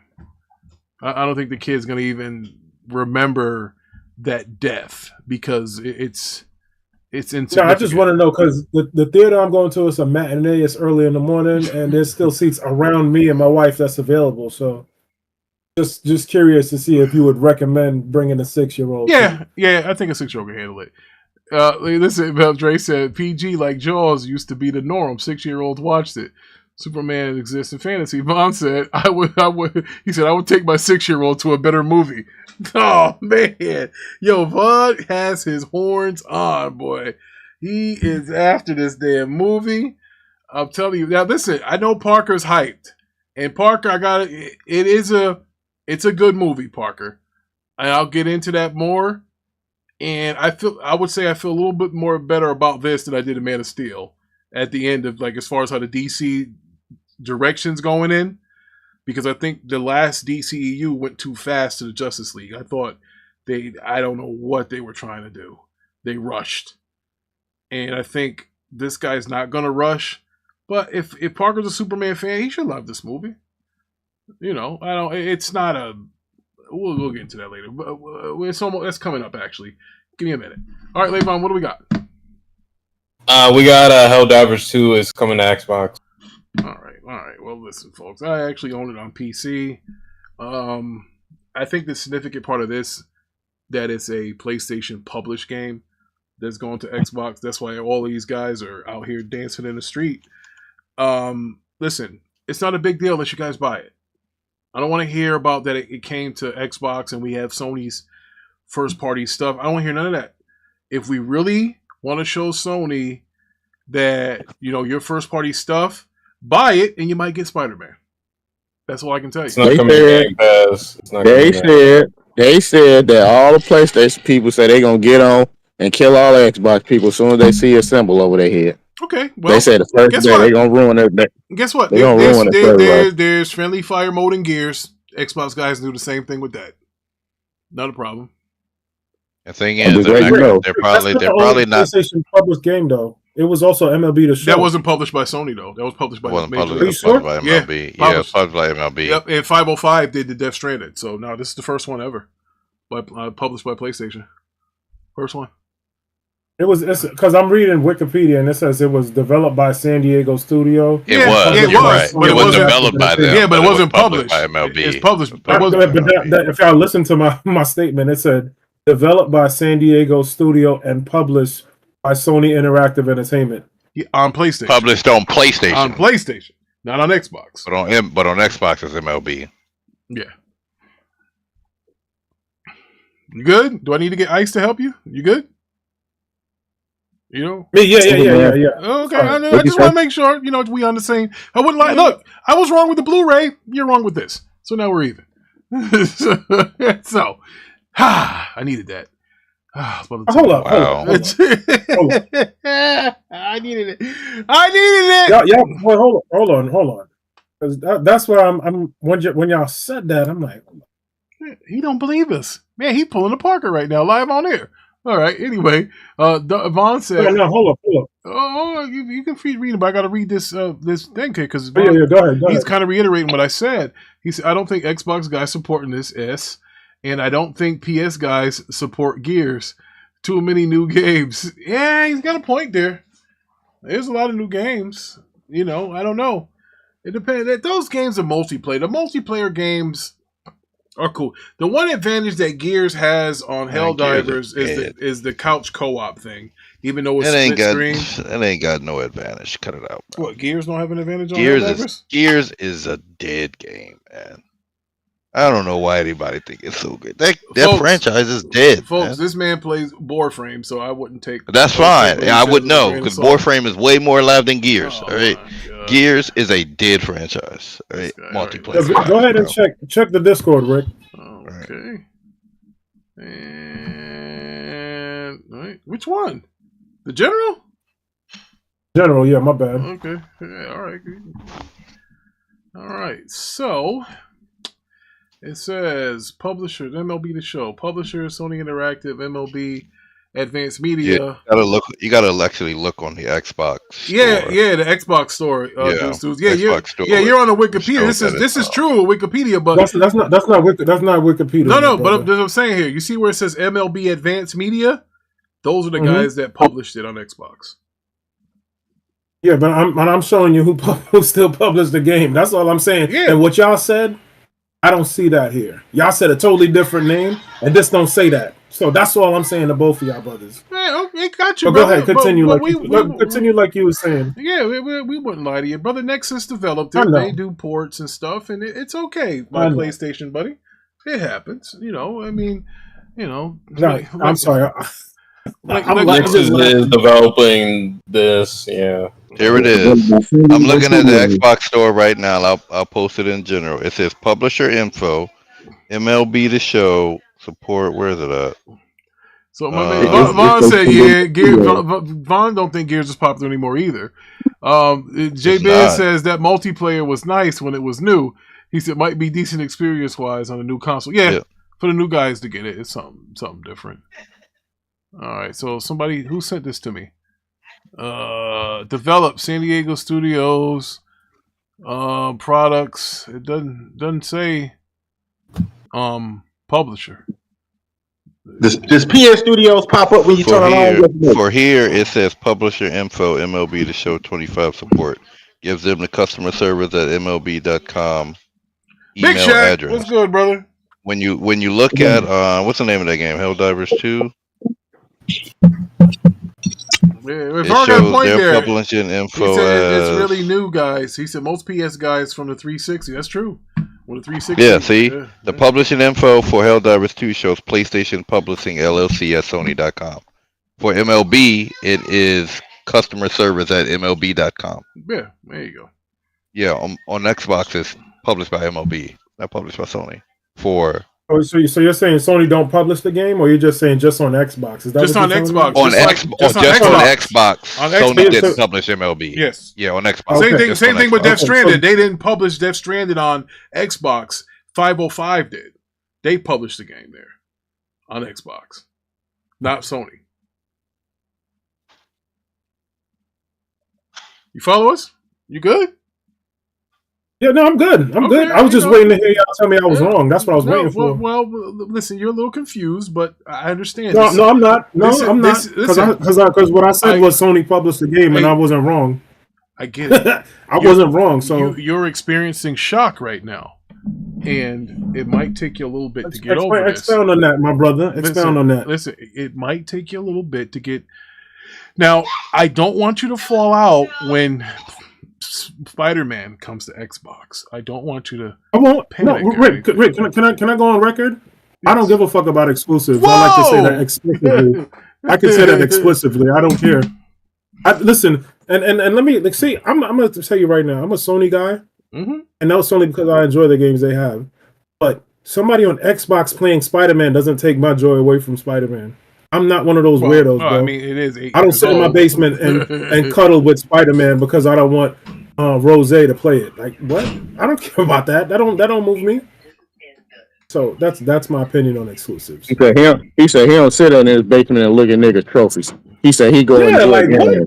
That's weirdo shit, bro. Like I don't care about that. Go. That's weirdo shit. Well, it's true though. It's weird. I seen the PlayStation dudes melting down over Helldivers, and I'm like, who cares? Yeah, one guy was throwing his PlayStation in the trash can. Who cares, man? Y'all would never see me. Y'all would never see me write or say, "Oh, I love my baby exclusive" and all that. If a Sony game wins a game of the year, then I'll poke fun, but I'm still not that guy. Be like, "Oh, Xbox can't play." No, I don't care about that. It don't matter to me. What Ricky loves Death Stranding, and I hate Death Stranding. I love MLB. I love MLB The Show too. I love the Horizon series too. I'm an Xbox guy, but I like those particular games. Those are my favorite games. But at the end of the day, I guess having a PC is the best thing for me, folks, because that way I don't have the console war, and I might have to wait a little bit longer for something, but whatever. I mean, listen, you know what the hardest part for me to go back to console is? It's not about grabbing a PlayStation controller, grabbing a Nintendo Pro controller, or an Xbox controller. I don't want to move from this damn monitor no more. I'm comfortable where I'm at. Because of the frame rate. Yeah, I don't want to go in front of no television. I'm good. I like the scenery right here. When I can just turn my chair and get up and go take a leak. I don't want to have to put the recliner down and all this stuff and spilling a drink. I don't want to do all that. I'm very happy. Now why you don't play on your monitor then? Because my monitor's on my adjustable height desk where I'm comfortable. I don't want to, That's why I play my console. I play mine on my monitor. Yeah, but you live in Chicago. You got to put a chain on your stuff and make sure nobody steals it. And I don't want to do that. Well, who's stealing from you? Who left the door open? How did Parker get in here? I thought we changed the locks. But anyway. Where you at? Parker, where you at? Come through, big bro. Where you at, man? No, I'm saying Ricky Brown. School is bootlicker Ricky Brown, man. Exactly. You know what? He's right. Yo, J-Biz, I like that. Nobody can walk in front of you when you have the monitor. I can test. Let me ask you this, Parker. Since you're here, I saw you. Do you play your games on your TV or on your monitor? Monitor. Yeah. See, nobody, bro. Once you play on a monitor, you don't want to go back to a TV. You just don't. But if he wasn't playing on a monitor, like the LG OLEDs is that be the TV to play. But now listen, you do it because it's comfort, right? You got your PC and your PlayStation hooked up on your monitor, right? Yeah. Also, but what I was going to say with the LG, you get those same similar features you get on the monitor. Meaning like the AMD, like the premium, FreeSync premium, and the GeForce stuff, right? Mm-hmm. So you had that on the TV that at least 120 frame support. So I would say that with the LG TVs. I think you might have on certain other TVs that have, and the VRR too. They have it on LG as well. Now, for those that have a PlayStation Pro, I was hooking mine up, and it says something about it was 60 frames. Now, do I have to go in and change it under the settings to make it do the HDMI 2.1? You got to change it in the settings, yeah. I didn't do that. Yeah, you got to change it in the settings. It'll say 120 hertz. You got to go to the settings and then I think the video screen and video, and then it'll be in that section. Yeah, because it told me that my controller battery was too low or something. So I just whatever. So I just left it alone. So I ain't had that problem with my Series X. It just automatically. Sometimes it'll probably automatically switch it for you though. If you have like the Series X. But sometimes Vaughn said I was Lone Island back in 2019 on Death Stranding. Nah, I was on there in 2020. One of them years. I don't remember.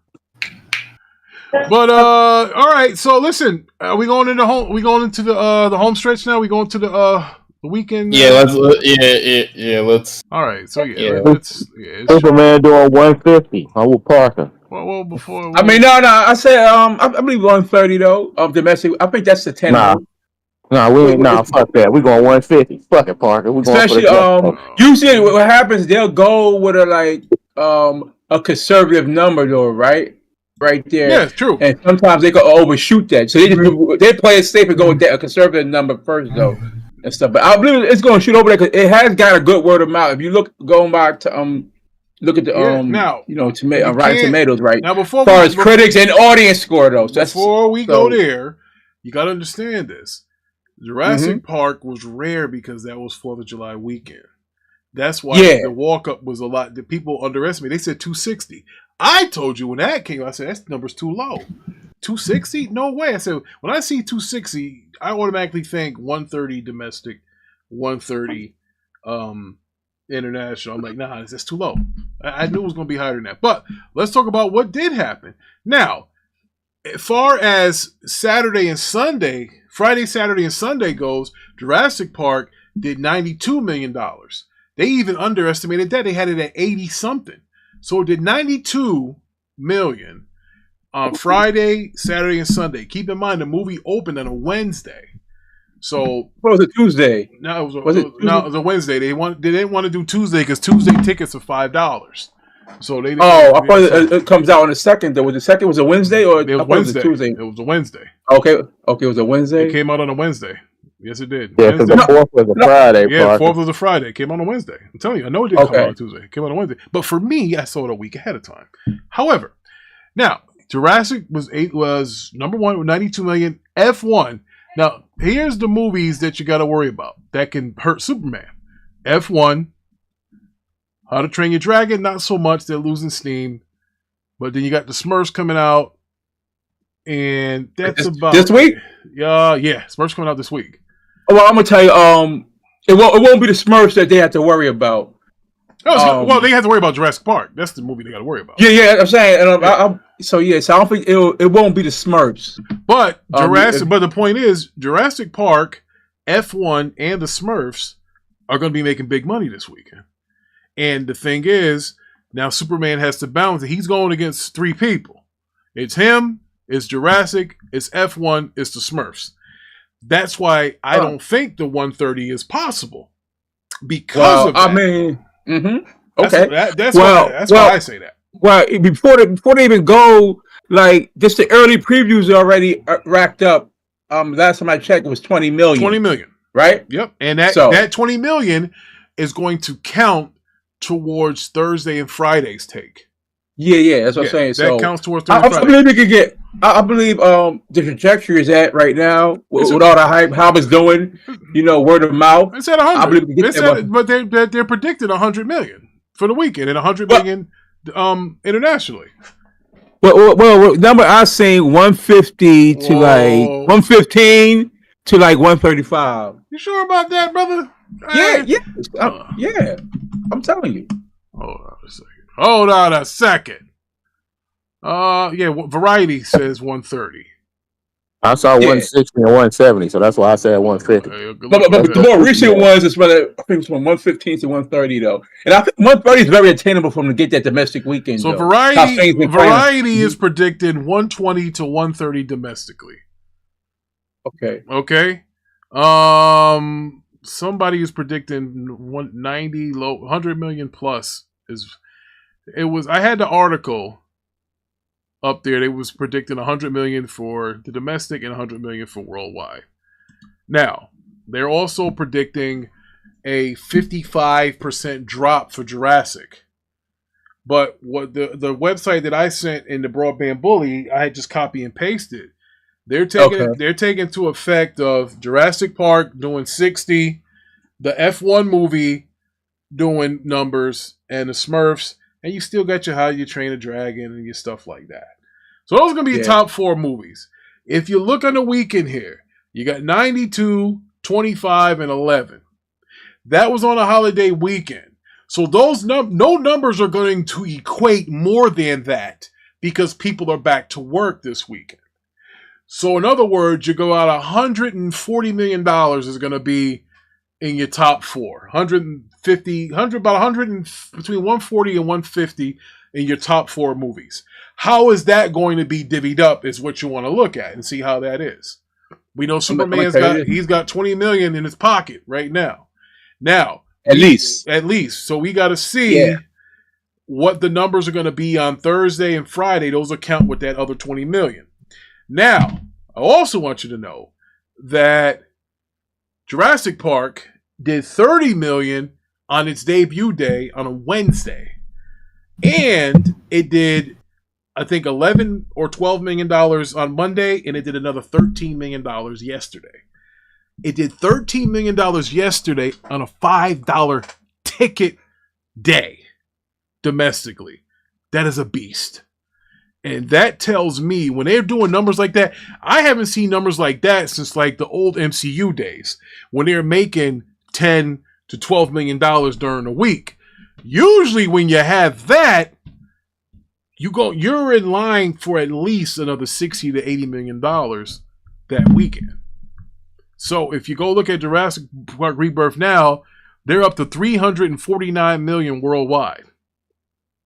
Now keep in mind, they're only keeping track of the domestic during the week because that's all they can do. We don't know what Jurassic Park did worldwide during the week. We don't get those numbers.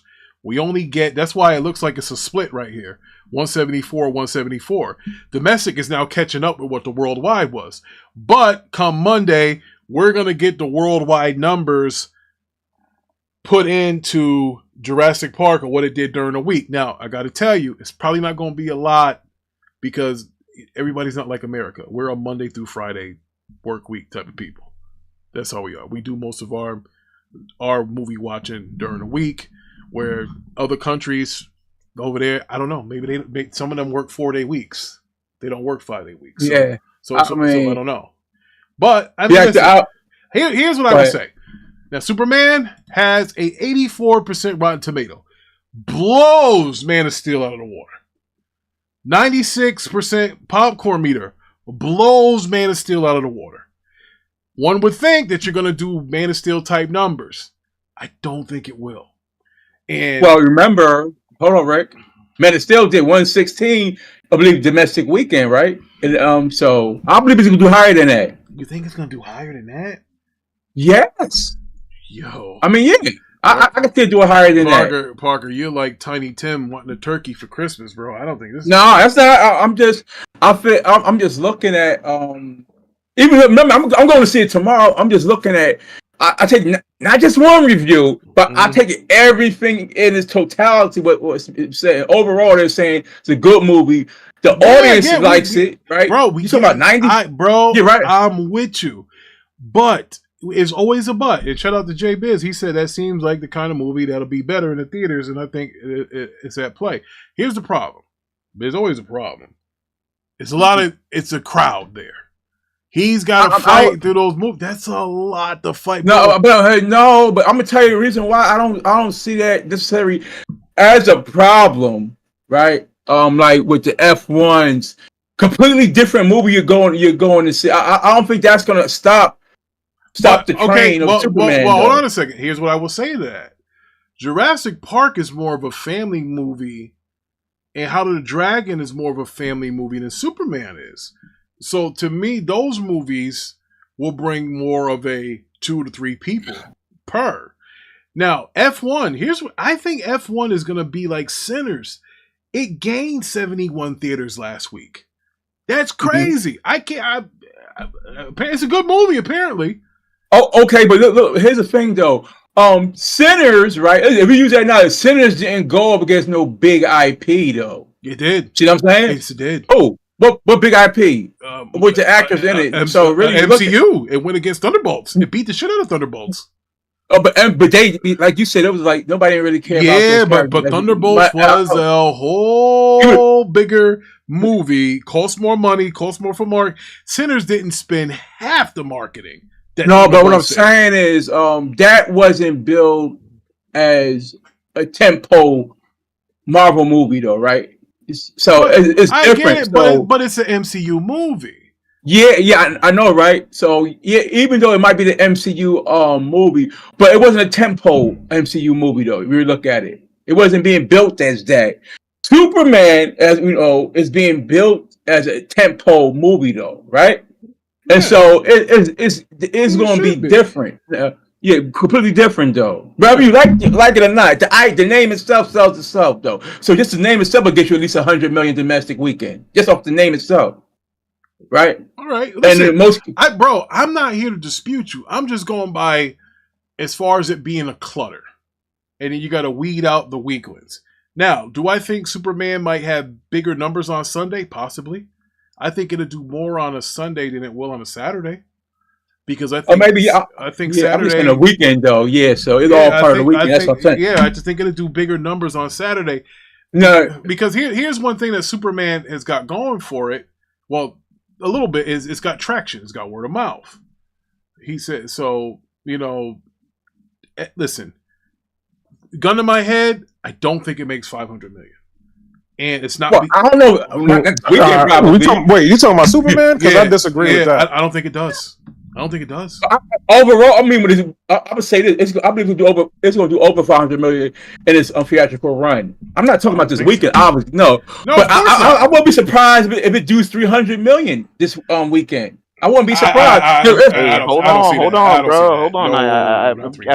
I put you on the path of so many W's. Let's not. Oh man, here he comes. No, don't worry about that. Listen, I'm saying I won't be surprised to do 300 million this weekend. I wouldn't. Parker, no, it's no way in hell. You're doing too much, bro. You're doing way too much. Hold on. Jurassic Park literally just came up doing 11 million, bro. Do you okay? And that's a big fucking deal. That means it's still okay. Listen. If you don't think you do 300 million, bro, say that. Vaughn said, yeah, you killed it right now. Hold on, okay, hold on. Some W against Vaughn. Hold on, I help you get some W against Vaughn. But hold on, let's not. Yeah, Vaughn, I know you listening. Nah, man. I got my W. I don't care about nothing else you got to say, Vaughn. As long as you understand that. No, like I said, I won't be surprised to do 300 million at least this holiday weekend. Not holiday weekend, but just Parker, domestic week. Well, I'm glad you said I'm glad you said holiday. I'm glad you said holiday because that's what helped Jurassic was the holiday. There ain't no way on this God's green earth that Superman is doing 300 million worldwide. If Superman do 300 million, I get a Superman tattoo. That shit ain't happening, bro. Listen, okay, Shaq, Parker, we're gonna hold you to that, Shaq. Parker, hold on, Parker. Be prepared. And I'm telling you right now, be prepared for Superman to do more domestically than he does internationally this weekend. Well, this is what I would say, right? Because listen, hold on, let me finish. He's not getting that Asian traffic. That's going to Jurassic Park. You already see he's not getting the theaters in China that they want for him. Oh, they changed. Oh, yeah, but they still didn't open up enough for him. It's more. Hold on. F1's got more theaters than Superman does in China right now. I'm telling you this. I'm gonna say it again. I wouldn't be surprised if we look come Monday at Superman's at 300 million. Do you want to listen? I ain't messing with you. You want to put what I think possibly could happen? It could probably be in the neighborhood of that, maybe like 230 to 250. 230 250 is a big damn difference from 300. But it's in the neighborhood. But I won't be surprised it gets to 300 though. Hold on, maybe somebody get this man a calculator. Parker, you telling me 230 and 250 is near 300? No, I said it's in the neighborhood. It's not. Minecraft 50's in the neighborhood. No. 380. Yeah. No, 280. 290's in the neighborhood. Not 250. Are you nuts? But nonetheless, though, realistically, if it comes out and even do like 240, that's a great start. Yeah, I'm thinking 300. I'm thinking 300. So one of my insiders just sent me something here in Discord.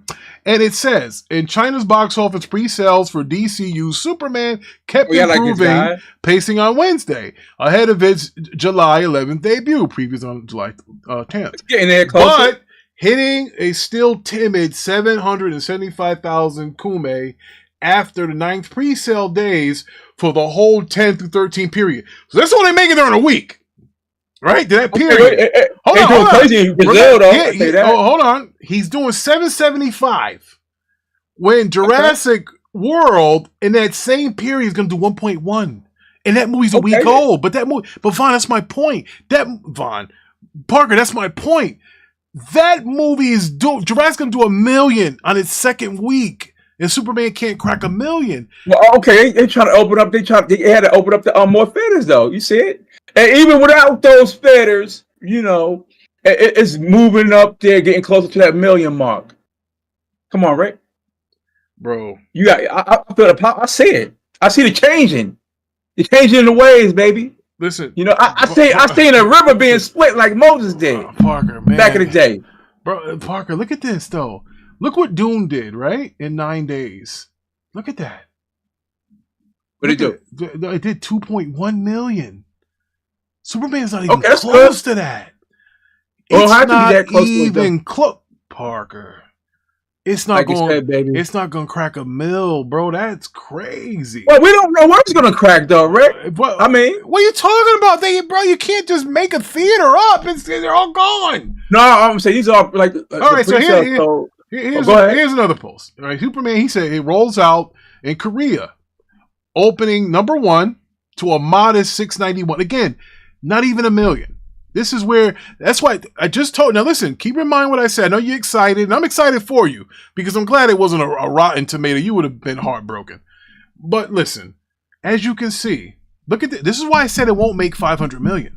This is why I said that. Because if you look here, it said that it's doing a modest 691 on Wednesday opening, slightly above Thunderbolts at 678. We saw what happened with Thunderbolts. Thunderbolts couldn't hit 500 million either.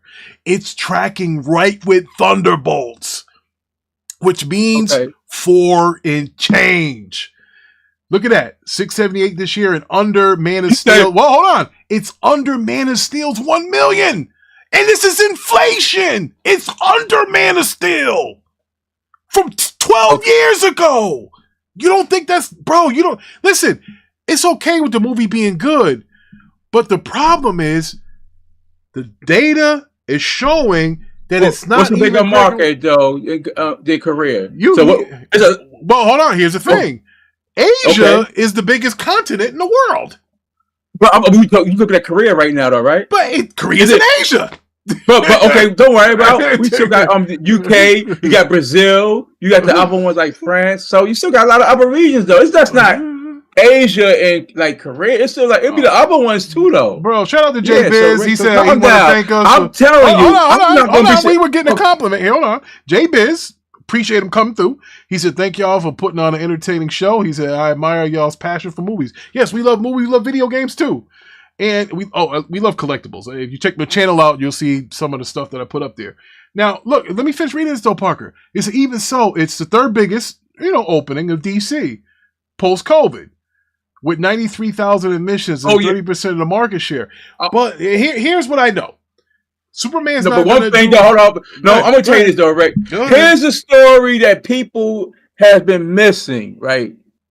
Now, remember, prior to Man of Steel coming out, right, DC was in a good spot. It was coming off of that trilogy, the Batman trilogy by Nolan. They had $2 billion movies, right? The Dark Knight and the last Batman, right? If I think so, right? So Man of Steel came at a good spot, though, right? But this isn't, though. Let me finish. Okay, let me just say it though. So what this movie is doing, I think it's right where it needs to be. For everything considered, with the down spot of the with the DCEU left. Right, and so yeah. So I like where it's at right now. With Superman, you cannot like. Here's why you can't like where it's at. And let's be a realist here. Every movie where Superman's at, he's fallen into where the Suicide Squad was, where Black Adam was, right? That's where he's fallen. Okay, well, let's look at it, right? Wait, hold on, Parker. That's not even remotely true. What are you talking? What? Wait, can you please expound on what you just said, sir? It's not even. It's close to where Black Adam was at, where the Flash was at, where Suicide Squad. I'm glad you amended what you said. I'm glad you amended what you said because what? Like this, if you look at these movies, though, right? just look at it though. To be fair, a lot of these movies, the DCUE stopped coming to the field to support these movies. They was fed up. So just look at it. The Herd, right? You can say that. Shazam! Fury of the Gods. I mean, I don't say nothing about that. We know about that, So they stopped really coming supporting. Hold on. Look at the two bottom movies. Joker. Even though that did 1.3, that flopped. Okay. Look at the Batman movie.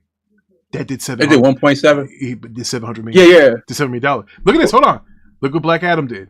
Bomb. Flash. Ahead of that. Bomb. Look at that. Look at that. See, Shazam bombed. Wonder Woman bombed. Aquaman Lost Kingdom bombed. Look at it. They all bombed except for one movie, though. Really? Yeah. And hold on, Rick. No, that's not true. That's not true because the first Wonder Woman didn't bomb, and the first no. That's not on the list, though. But Ricky acting like all of the movies bombed. That's not. No, hold on. The only one that didn't bomb was the Batman. The rest of these movies all fucking they kicked in the car. No. What I'm saying is, why is there no Wonder Woman or Aquaman on this list? Well, because the first ones. You talking about post-COVID? Yeah, these are post-COVID. Those movies came before COVID. This is post-COVID. And so the track. Okay. Yeah, no, it's all good. So what I'm saying is, this movie, the Superman movie, even though it's getting good reviews, I seen a movie just like it called Thunderbolts. It got good reviews. People said they liked it, but it didn't crack 500 million. I don't think. Now I'm gonna ask you a question, though, Rick. Got it. Now, I look at the IP, the characters associated in it. You feel me? Like you said, it felt like a Temu Avengers cast, yes, basically, it did. right? Yes, 100%. So now, if you have, let's say, a well-known IP, Superman, that's trending good in the critics and the audience, I think it's have a much bigger impact off of that. I think I think you're failing to realize that there's a giant fucking Tyrannosaurus that's sitting in the corner, along with a F1 movie where over there in Asia they love these freaking racing Fast and Furious type movies. And you got 2 kids movies out there that are still trending well. I'm not saying Superman's a bad movie, bro. I don't want you to think that. That's not the argument. I just want to be clear. The point is, it's too cluttered up. We talked about this a year ago, where his release schedule was that it ain't enough. He is too congested to go in there with direct. I told you, Parker, before this even happened, when we made that bet, I said this Superman's success depends on if Jurassic Park has legs. It's making $12 and $13 million respectively during the freaking week. It has legs. That's going to take from Superman. I told you that. You didn't want to believe me. You was telling me that he was still going to come through. Jurassic Park lowball is scheduled to make $60 million this weekend, where Superman's scheduled to make $100 on lowball. You can split that up. It's 160. Either way, either Jurassic Park's going to lose most of that 60, or Superman going to lose that 100, or they going to come in close. The point is, opening weekend is very crucial to this movie. I'm going to ask you a question, Rick. Give me a number to global weekend for Superman. A number? 200 million. 210. Okay. I'm gonna tell you, it'll be over 210. Parker, the math isn't there. They don't have enough support in Asia. Asia is the biggest. Parker, Asia is the biggest movie market. There's nothing I say, you say. There ain't no theaters. What about UK? UK is the size of Florida. They're not big enough. The point is, they're too little. Asia, no, you say 210 though, right? Yes, 210. Because I'm telling you why. Because Superman's going to do more domestically than he does worldwide and internationally. Because he's going to lose Asia. The Asian market is going to see F1 and Jurassic Park. Superman's going to clean up in Latin America. He's going to clean up all over there, Central America, Brazil. Everybody going to have capes on. But Asia is the biggest market. China's the biggest box office market. There's more of them people than it is of us. He can't get his movie in there. That's what I'm telling you. It's not. Well, I'm telling you. How could they go see it if it's not even in the screens? They're on the screens. It's not there. Parker, tell this bootlicker to calm down. Like I said, it's one thing where one don't want it to do something, but the reality is going to be this though, Rick. That number you just gave me, 210 is doing over that 210. No, it's not global.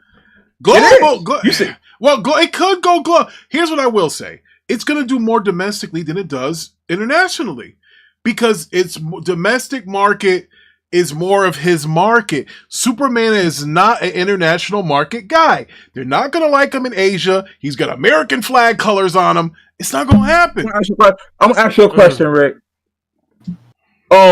Let's go to Man of Steel. That'll be the closest one we could like compare it to, right?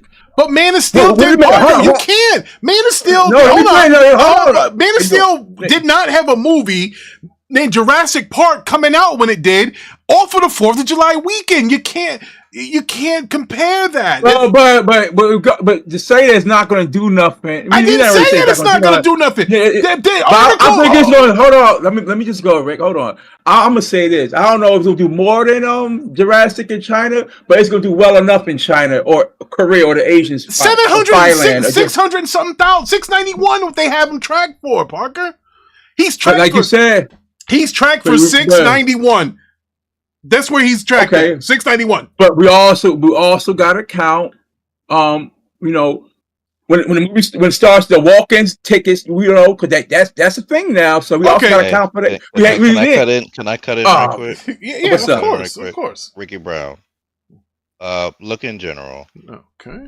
I know this to do Vaughn like to post all the time, but Vaughn don't be posting all the updates. He still posting stuff from like however a couple of days ago, whatever it was. All right, so look at the tweet I posted and read what he said. He said the Day of Truth looms for the global kicking off Wednesday, with projections seeing a 130 million, 140 million 3-day weekend at the U.S. box office, and 100 and 110 5-day overseas for 230 to 250 global opening. What would be the biggest solo Superman film, beating Man of Steel's previous 200.3 million record, which it should with inflation, and one of the fourth biggest for DC in 10 years. Only under the Batman's 258, Suicide Squad's 267, and Batman vs. Superman 420. So this is the same guy that was posted. Yeah, that's the thing. Right. So what I'm saying is, you guys are going around figures, and it looks like 230 to 250. What he's saying. And also, and we have polls here. Will Superman be $1 billion movie? And it's kind of unlikely. Not going to happen. Well, I never said. Yeah, I don't think so. Yeah, I don't. Well, no. I don't think. It's not. I don't think Jurassic's going to even be $1 billion movie. Well, I said 700. So why I'm saying it's going to do $1 billion? It's not doing 700. No, I think it'll do 700. I think it could do that. No, it's not doing 700. Why can't you do 700? Because it's not enough. You need the Asian market to get to 700. It's not. I don't see it happening. But you're saying it's not going to get the Asian market. We don't know. No, it's there. It's in the Asian market, but the Asian market doesn't have as many screens for them. That's what I'm going by, screens. Right. You can't right now, but if it ain't there, they can't pay to go and see it. But I'm just saying, okay, but I think he will get some considerable success in the Asian market. I'm not saying it has to be higher than Jurassic Park. It doesn't need to be higher than Jurassic Park, as long as that you do make a dent in it, though. Yeah, J Biz says it's kind of crazy how much less box office makes or breaks a film these days. This could do a doo-doo numbers, but somehow recover in time. Lots of avenues to do so. Here's what I think. I think if Superman flop, which is it'll flop as far as not. It's not going to get. I don't think it's going to break even. And I don't think it's his fault. It's plenty of good movies that didn't break even. Thunderbolts didn't break even. Captain America didn't break even. Just because you don't break even don't mean that you're a bad movie. You could come out at a bad time. People don't support it. It could be some woman that played Snow White and go and damage the product. And that movie didn't break even. And that cost a lot of money. But, my reasoning for Superman, I don't think it'll break even.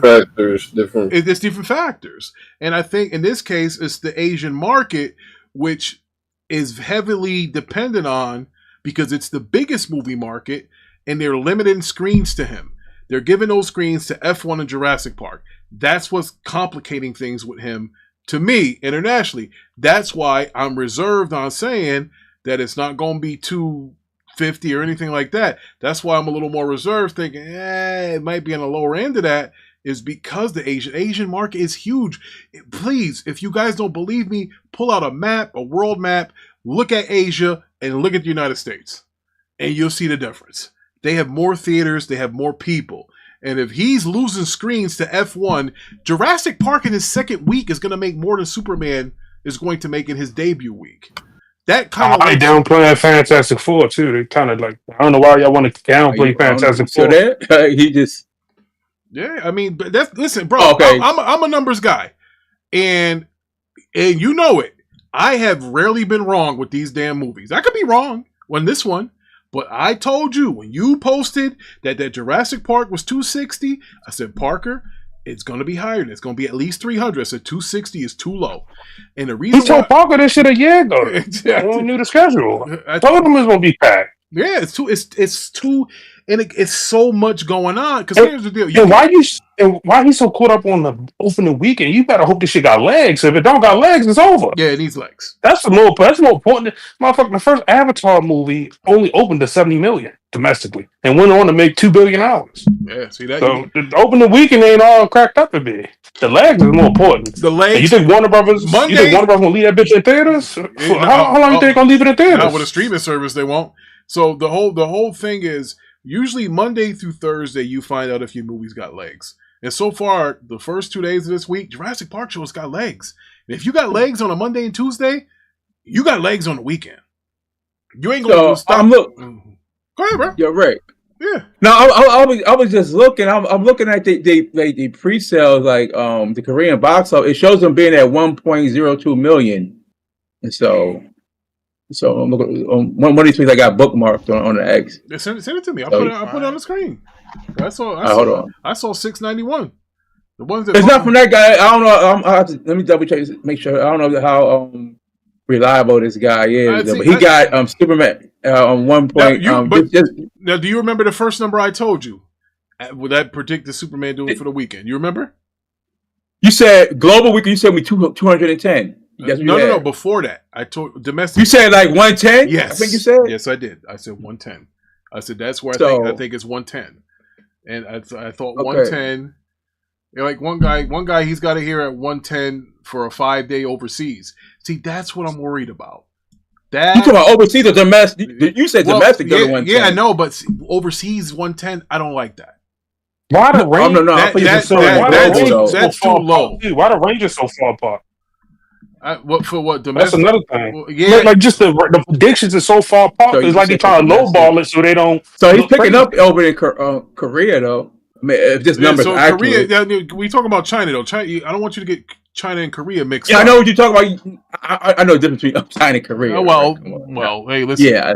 All right, so we got here. And we looking at the Asian countries. So Korea is doing 1.2 for this week for Superman. Jurassic World is 393. That's a little more decent because it's in the second week. But see here again, this is where you need to be worried. Jurassic World, F1.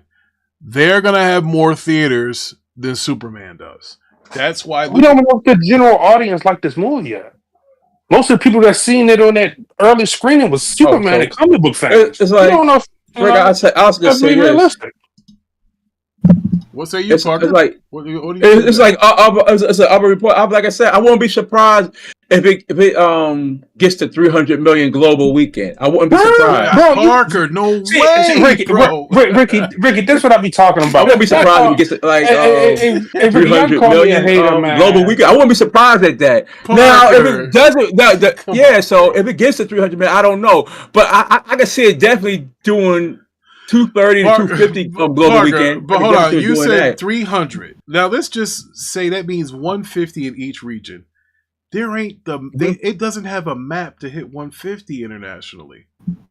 It doesn't have one. But Ricky, it has to be one of the biggest right now, though, right? But as you can remember, you got to unmute me, bro. I don't know what you're talking if you can't hear me, bro. Parker, did you mute Vaughn because you guys are talking over each other? It's crazy.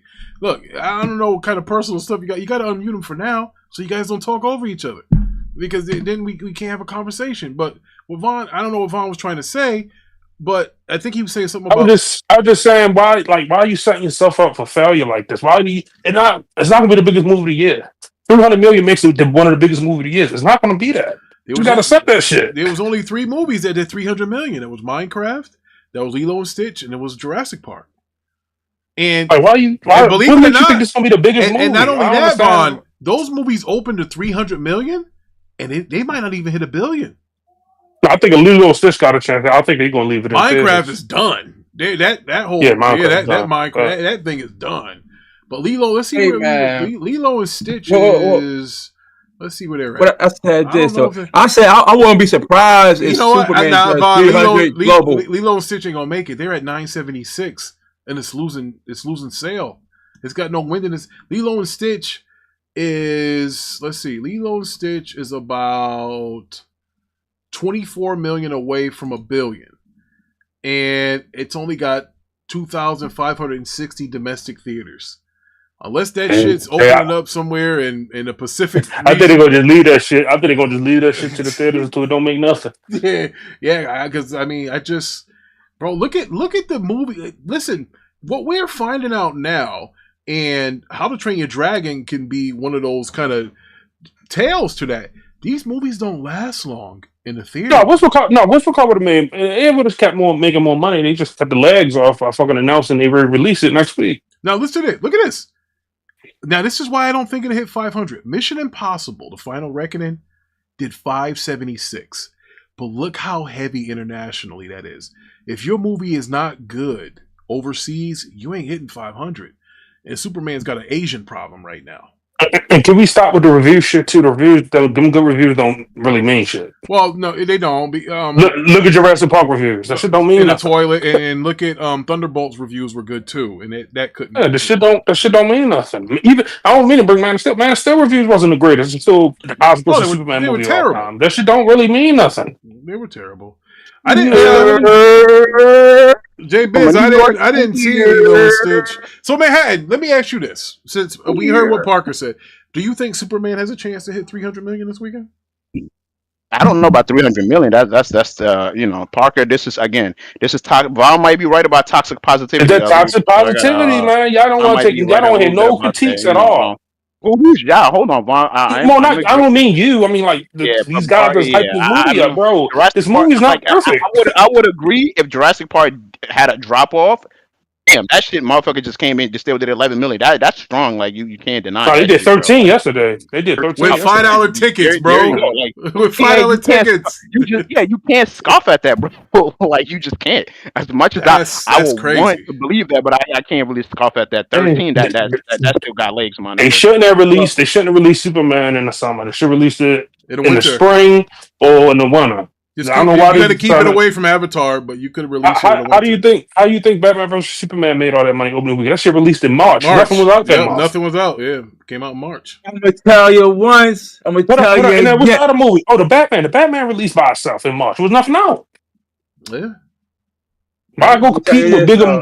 Think about this. Captain America came out in February by himself. He couldn't hit 500. Thunderbolts came out. Sinners slapped them around a little bit. It took a lot of the steam out of him. Sinners killed Thunderbolts and The Accountant too, because Sinners. Remember everybody was saying MCU is back. Remember that? That was the same when Thunderbolts was getting. I'm gonna tell you this, man. What's good, Mac? I'm gonna stand by what I say. I won't be surprised if it hit 300 million in global weekend. Oh, come on, Parker. Come on, man. Don't say stuff like that, bro. You look crazy. What you mean? I said I won't be surprised. Oh, come if it hits 300 million. I won't be surprised. What? I wouldn't be surprised if it hit 300 million global weekend. I wouldn't be surprised. Like, oh my God, it's a miracle. No, I think it's capable of doing that, though. Right now, he's got to go out and see what it happens. Here's the difference. Jurassic Park made 30 million on its first day. Superman has 20 million in his pocket right now. Tickets already bought for yesterday, for tomorrow, and Friday included. He's got an uphill battle, bro. Why can't y'all just be realistic, man? I took my L with the Flash, and you still like the movie and take an L. You know, you could. Let's say here, I believe Superman's gonna have a big weekend. Overall, you say okay, that's what I'm standing on right you there. don't know if the general audience like the movie yet because they haven't seen it yet. Now, like I said, I'm standing on that. Let me ask you this, Parker.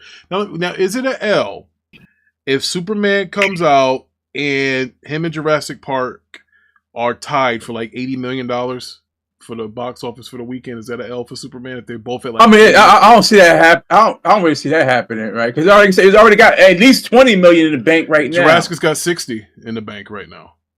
So if it probably do got quite. If it make less than Man of Steel, it's an L overall. We can agree on that, right? Oh, okay. If you, I guess you would say, "Damn, it did less than Man." You mean far as what you number you talking about? With inflation, that is an L. Brother. The worldwide is more important than just the domestic. Yeah, domestic. Worldwide is always going to bring in more money. Worldwide is always going to bring in more money. If it don't make it depends how you look at it. You can't make no excuses. Well, you asked me a question. I was finished the question though. I wasn't finished. Go ahead. I'm just saying you can't make no excuses. It's a shorter movie, good reviews, good word of mouth. So you don't have no excuse for this not to make more. I believe it will make more though, right? And if it don't, I want you to accept that out. No, I want no excuses. I'm not accepting nothing. Only thing I'm going to accept is that Superman 4K Blu-ray. That's what I'm accepting. That's the positivity. I told you. That's the positivity. I ain't gonna lie about you right about that positivity shit, Parker. Oh no, like I said, man, I'm expecting big things for Superman this weekend, global, and Parker, shock the world, baby. You, I get it. You want to shoot for the stars. Don't no, Rick. You know, if I'm right, it don't matter if he's told you Parker he ain't do it. If I'm right, then you about to have your flash moment, Parker. It's okay. You're have your flash moment. Now, before we close the show, I want to talk about the movie I saw, which was Superman. And I got to tell you guys, if you're talking about a comic book movie that touched over what the guy is in the comic books, what he is in former media or anything like that, this is the best Superman's looked in years. Because I gotta tell you, he was awful in Man of Steel. It was kind of boring. He got beat up in his own movie in Batman vs. Superman. They had a fake CGI'd out mustache in Justice League. So Superman, the days have not really been kind to Superman. But and we got, if you want to be honest, man, he didn't look kind of after Batman vs. Superman. Let him finish. So for that, I say that to say this: if you're talking comic book movie, love for Superman, if you're a Superman fan, this movie is at least an 8.5, an 8.75 out of 10. If you're talking comic book movie, true to the comic book, Superman being true to what he is. Now, he had some help. Krypto was a big help. Krypto kind of lightened the mood up a little bit because Superman's kind of dry. We all know that. Superman's a dry guy. He's not funny or anything like that. So Krypto kind of lightened the mood a little bit. Not to the point to where it got goofy and you're like, oh, fuck this. And again, I could be wrong. I'm only going by what I have a dog. And I know how Diesel acts and stuff like Krypto did the same shit. Diesel used to act like that when he was a puppy. He didn't listen to nobody. He was a freaking hardhead. And Krypto the same way. A disobedient dog. As a matter of fact, one of the Superman lines said, he's a dog. And he's not a very good dog. He's not. He was a terrible dog. But people liked him. They like Krypto. This ain't the first time James Gunn been well with animals. You had Weasel. You had Rocket. So he does well in that category with animals, bringing them to life and all that kind of stuff. That was cool. Now, if I'm judging this movie as a critic of a movie, it's a 6. The movie was all over the place after the first half. The first half of the movie was a 10 out of 10. I'll give you that. 10 out of 10. Man, I was like, you know what? I'm in trouble. Parker's about to kick my tail in his bed at the box office. I am done. That's what I was saying, but I took it like a champ. I said, you know what? He left the Discord. At least I'll be safe. I ain't got to hear nothing from him because I thought, I'm like, man, I'm in trouble. But The second half of the movie started, and you can tell they did some Frankensteining, they did some editing. It just didn't seem right. There's a certain death that happens, and I say that I'm not spoiling. It's insignificant, is what I'm going to say. After that, the movie went in a whole different direction. I don't know what the hell happened. It felt like they got away from what they were doing, and then they tried to do something else. I personally think some of them execs got on him and said, hey, you got to change this up. And he had to go and think about it. The movie was, I think, 20 to 25 minutes longer than what the final cut was. Until he cut it, something happened. I don't know what happened. Hopefully we'll get to see it on the Blu-ray releases. But something on a gun cut, something's you can tell they took something out. It just didn't make sense. I'm like, what the hell's going on? Like, it kind of like it lost something. It was almost like Mike Tyson in the first round, the first hour and like 10 minutes was like Tyson, and then it looked like Tyson against Jake Paul and shit. I was like, what the fuck? What's going on? I mean, it wasn't to the point where I had to get up and walk out of there. I did say a 6. I didn't say a 5 out of 10 in the second half. But overall, when I left, I said, you know what? Good movie. The guy that sat next to me, he said he thought it was a 7. He had his son with him, and he said, yeah, I think it was a 7 too. And we all three of us agreed that, hey, look, at least after this movie, we feel better about the direction of the DCU than we did after we saw Man of Steel. Man of Steel, when it ended, it wasn't a feel-good moment. You know what I'm saying? It was like, Like, you know, I'm not saying Man of Steel was a bad movie, but I didn't have the same feeling like these people say, hope. Like, this movie ended like at hope. It was happiness. It was fucking sunny outside. It was people cheering, people happy. You know, the guy is trying to save everybody. He's rescuing squirrels and everything he can do in his power. And all right, that's what Superman does. That was the feel good part. Now, when they started getting to some plot shit, yeah, okay, things were a little messy. But I got to tell you, Luthor's original plan, without spoiling it, was freaking great. And then they got away from it. I don't know what happened. But I think all in all, the audience score speaks for itself, folks. And I'm going to put it up on the screen now. The audience score for the movie is 96%. Can't argue that. The motherfuckers that saw it, they're verified. Over 1,000 people. I'll wait for the general audience. The general audience? That's what I'm going to wait on. Okay, yeah. I mean, that's fair. That's why. Those come from the people who saw it at the screenings. Yes. The people who saw it on Amazon. Now, we had a guy that was crying. He was emotional after he saw it. I was like, yeah, this motherfucker, yeah, he's one of them slow brothers. He was crying. He stood up, gave it a standing ovation, screaming Superman. And everybody, you know, he was kind of special. So they was like, all right, you got it, bro. We ain't going to do nothing to you. But Rose's right. They give all the people that reviewed the movie and looked at it now, those are the good reviews. Those are the people that got early access to stuff like that. Now, all the trolls, the DC trolls, the MCU trolls and the Snyder guys, it's going to be their turn. And they're not going to be too kind to this movie. You know, it's a comment too. Hey, Ricky, I'm just speaking for myself. When I critique this movie, it's nothing to do with Zack Snyder. I generally think this movie looks terrible for me personally. I can appreciate that. Yeah, no doubt. But I'm just saying, you know, there's MCU fans and Snyder fans that are going to trash this movie. And they should, because if we critics wasn't fair to on them DC movies years ago. No, they weren't fair to Batman vs Superman. But Parker, I ain't gonna lie. I don't think it's gonna come out of the gate doing 300 mil. The movie will do good, but Parker, okay, well, give me a number. Hold on, man. I'm going to the spot. So give me a number. Give me like your estimate. What you think it's going to do? Global. You talking about global? No, global. Everything. Well, I'll probably say like maybe like 265. Oof, I think that's high.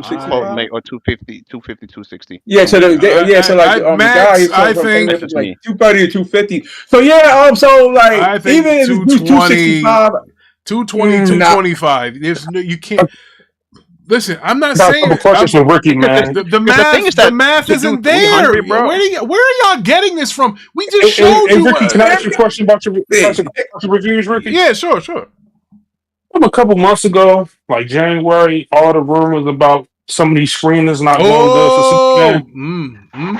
The way you said the second half felt weird how it was edited. Yes. Do you think it kind of validate those claims about those screenings? Yes, I think that's exactly what happened. That every movie does test screenings. Vaughn, 100% about is what they. That's why the movie it felt off in the second half is because you can tell they did some. The movie was 25 minutes longer than what it is in Final Cut. Hey man, trying to tell you, I hate to say this to you, Parker. I ain't trying to hate on you, but if this movie underperforms, they're gonna do the exact same thing they did to Zack Snyder. Tap him on the shoulder, and they're gonna take control. Oh yeah, Zack Snyder, he had multiple movies. Hold on, but Parker, I'm gonna let you in a little secret here. If this movie doesn't make $500 million, which I don't think is going to make $500 million, they're going to put the fucking bat symbol up and throw him in there because they're going to figure he can't carry the shit on his own. That's what they're going to have to do. I know that's what they're going to do. The movie's DC make does that million, shit. Do that. But listen, hold on. But if it don't, Batman's coming. They did the same thing with fucking Man of Steel. If it don't, the bat symbol. Well, I don't know. I don't think y'all remember how bad it was after Batman vs Superman came out. They got a trailer company to edit the Suicide Squad movie. The fucking a trailer company. The movie wasn't even supposed to be like that. I'm just saying, shit can get real bad. Let me say this. Hold on. Let me say this. Right? If it don't do $500 million, I definitely think Supergirl is gonna be looked at. They definitely gonna start looking at Supergirl like, if Superman can't do it, Supergirl is definitely not going to do it, right? Because Superman is they're not. People not going to go see no fucking Supergirl. No, I know. They should have did Wonder Woman instead of fucking Supergirl. What I think is going to happen. They might probably bring Wonder Woman up front instead of Supergirl. They should have. I disagree with that. Wonder Woman too. Supergirl. Truth be told, Park, if this don't do $500 million, Batman is going to be the focal center moving forward. Yeah, I'm saying, regardless of whatever it is, it's going to be like it's just going to be Batman and but like his supporting cast. Everybody's just going to end up being a supporting cast as cameos in his movies. It don't matter. The Batman, the Matt Reeves Batman, that's elsewhere anyway. So that has no bearing necessarily on the DCU. So I'm talking about even the one Snyder. I mean, even one James Gunn is going to do. But here's the thing, though. But I'm going to see Superman. Why would they go see Supergirl? No. But here's the thing. Let me break it down. It's going to be Gooner bait. Hold on. No, it's nothing Gooner. No, that's Power Girl. You know why? Go ahead, Parker. No, hold on. Here's the thing. I look at this scenario, though, right? Where it doesn't have to do a home run, but a double. I'll bring up two movies that set the course. Right? You look up the Batman Begins, right? You look at the first Iron Man. See what I'm saying? Batman Begins was big when it came out. What are you talking about? No, it wasn't. It wasn't. Yes, it was the highest grossing Batman of all time. What are you talking about? Come on, fine. It was. Ricky, am I lying? It was, but it didn't make triple its money back. It was because they make it triple. It don't gotta make triple its money. It was the first movie. You missed my whole point. Batman and Robin. But you're missing my whole point. What I'm saying. You look at the first Iron Man. You look at Batman Begins. So yeah, they were slow. They were slow moving. Well, at least Batman Begins was very slow. And hell, Batman was getting beat up through the whole goddamn movie. But the movies after that were fucking phenomenal. Like, it laid the groundwork to being a great movie. I think, Parker, I'm with you. If he does 4 and change, he doesn't hit 5, he gonna get some pushback because of that budget. Ricky, you forget. You forget context too, Ricky. Batman and Robin almost destroyed the Batman franchise. The Batman, bro, they almost destroyed the comic book franchise. Yeah. What I'm saying is, it took Blade for people to get involved. Blade was the first one to come out of that. The point is this, though. It's not a knock against Batman Begins. What I'm saying is Batman Begins was a puzzle that set. It was a piece of the puzzle that set up that puzzle for their trilogy. Same thing with Iron Man was a piece that eventually set up that puzzle for the MCU. Batman Begins. Batman Begins. Hold on, Batman Begins had $150 million budget, and that's not including marketing. It had 150 production budget, and it did 375. And the reason why I get where Parker's going, after that, the shit's blown out of the water. This shit's considered a flop compared to what The Dark Knight and The Dark Knight Rises did. Like this shit here, bro. Dark Knight, look at this. 185 million did $1 billion. Those are the fucking returns that Superman needs to have. Well, not this Superman, but movies after him need to have. Or they're in trouble. If he doesn't, Dark Knight Rises. Look at this. Dark Knight Rises. 230 million. They said that was a lot of money. 230. Jesus, that's almost freaking $400 million today. But it made 1.114 billion with a shooting that happened in the theater when the guy came through and shot the place up. Oh man, yeah, that right there. I'm gonna say this though, like I still think a perfect Superman movie, it has to be him like off Earth. I don't know, like if you really want to like take a full advantage of Superman and make people go in the movies, you got to go full on fantastical with it. He shouldn't be on Earth. Like I don't think that's the move, man. Fantastic. You don't think so? I think no. Here's what I think. I think it's hard to write Superman as a character on Earth. Yeah, he represents hope, he's quirky, etc., and all this other stuff. But nobody can relate to the dude, really. Like, yeah, that's what I kept saying. That's why they gave him a dog. Rose, they gave him a dog for like every American has a dog. Okay, so you have a cat. Man is still with the closest they got to being relatable. I'm trying to tell you, like, Batman's relatable. Struggling with the Joker. All the stuff he's going through mentally with regard to that. He's the discovery. Him having to realize from Alfred, like, listen, though, you don't understand this dude. It's not a dude you can reason with, etc., etc. Even Alfred couldn't understand him in the right. There's nothing about Clark, because everyone knows. Okay, Clark Kent, that's his human side, but everybody watching the movie knows it's fake.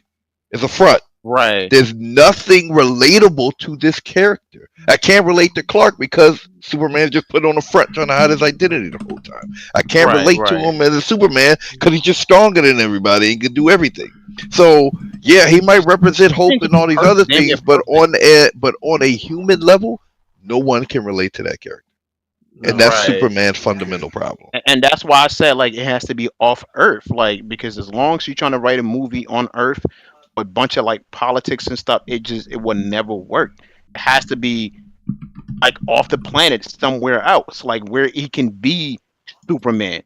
Well, you got to build up to that though. Like you're saying, like no, But we gotta stop. Like you don't have time to build up. You don't have time. No, hold on, Parker. Yeah, that's what I'm saying, Ricky Brown. Characters like still don't have to go nowhere. Hold on. And I'm saying characters like Superman. That origin story has to die, right? They already nobody needs an origin story anymore. They didn't even have an origin story to be technical, basically. I'm just simply saying. Yeah, I get that. That's just off Earth and just let him be Superman. Just strictly Superman. Like I think that's just the best way to write the character, because you can never make the man grounded. I mean, it just doesn't work. The man is damn near perfect. Like you can never write a grounded Superman movie. I disagree. Vaughn, I'm telling you, Man of Steel was grounded, and it kind of turned away the purists, the Superman purists. But that's why it made the money. It actually tried to do something different instead of trying to copy Christopher Reeves again. Well, they didn't copy something new. Well, they didn't copy the MCU, and I think that's why critics banged on it the way they did. Let's be fair, man. Both things. No. Hold on. What I was trying to tell Vaughn, what I'm trying to tell you, because of his character and what he represents, if you try to ground him, it often doesn't, like, it falls apart because what he represents. Like the man is damn near perfect, and he's like the embodiment of like optimism and all this like stuff. So when you try to ground him, bro, it ultimately don't work because people gonna always remember. Like, I mean, he's supposed to be this idol, like this thing, like, so that's why I kept saying, like, I mean, just write him off on like somewhere else. Like he always made me sound like a Snyder guy, but I'm just saying, man, I just think Man of Steel was too soon. If it would have came out back near the Dark Knight, would have been more successful. I think if it would have came out today with Omni Man and all this stuff like that, it would have hit different. Like, hey, but man, y'all gotta admit, y'all the ones that said people wanted this type of Superman. We're gonna see what that box office do. I mean, people didn't want the other one. That's not fair, Vaughn. I'll tell you why that's not fair. Hey, I didn't because I'll tell you why. Because it came out. It's a behemoth of a Jurassic Park, a F1 movie with Brad fucking Pitt. And you got Smurfs coming in. I don't think that's fair. You can't judge it that way and say if people don't get to see Superman, it's not that they didn't want to. It's just that there were other options, and they probably didn't have enough screens, especially in Asia. I don't think that's fair, Vaughn, to say that. To be honest with you, I don't think so. I think people if they want to go see the movie. Yeah, listen. All right, look, it doesn't have as many theaters as Jurassic. Now that might be a Warner Brothers problem. It might be because he released a couple stinkers of Superman, and he's got to build himself back up. But listen, he didn't come out on 4th of July weekend. That helped Jurassic Park a lot, dude. Because you saw the projection at 260. 4th of July weekend is 3 and change. Like, I mean, albeit it is. Yeah. You know, I mean, it just, let's be fair about that.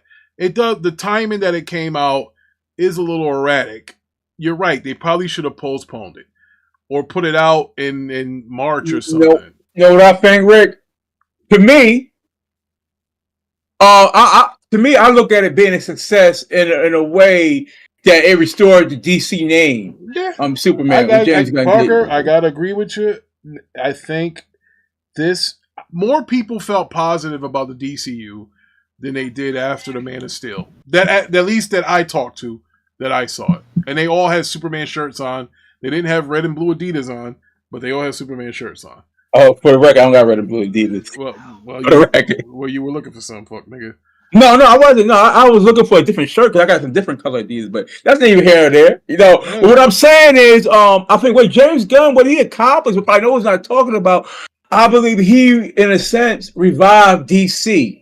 Not account for the Elseworlds Batman. But I think he did sort of revive DC. Yeah, I would say that. That's too. That's weak. Bro, you're not getting that off in one movie, bro. We did the same thing with Deadpool, Wolverine. You're not anything and look what happened, Deadpool, Wolverine comes out, and then 2 underperforming movies came out right after. Because you're saying revive. I mean, one, yes, you got this movie has to do good in the box office. You can't just skip that, bro. I mean, it is what it is. That is decreed by me that it's going to happen. Let's just wait and see, Parker. That's fine. Let's just wait and see. No, it ain't no wait and see because you're not going to see it. Let's just wait and see. No, you're not a movie guy. You're not watching comic books. I'm just saying, like, it's gotten a good score so far. We got to wait and see. I know you was hating on it. I know you was hating. You was upset when they got that good. Yeah, you was. You know, this will concern you. No, right, you don't go watch comic books. I'm just saying, bro. We gotta wait and see. We gotta wait and see all that. Yo, hey Ricky, man. If we're being honest, man, I hate sounding like this, but Warner Brothers had everything in their hand. They overreacted. Yeah, they did. You know the reason why Civil War was made is because of Batman versus Superman.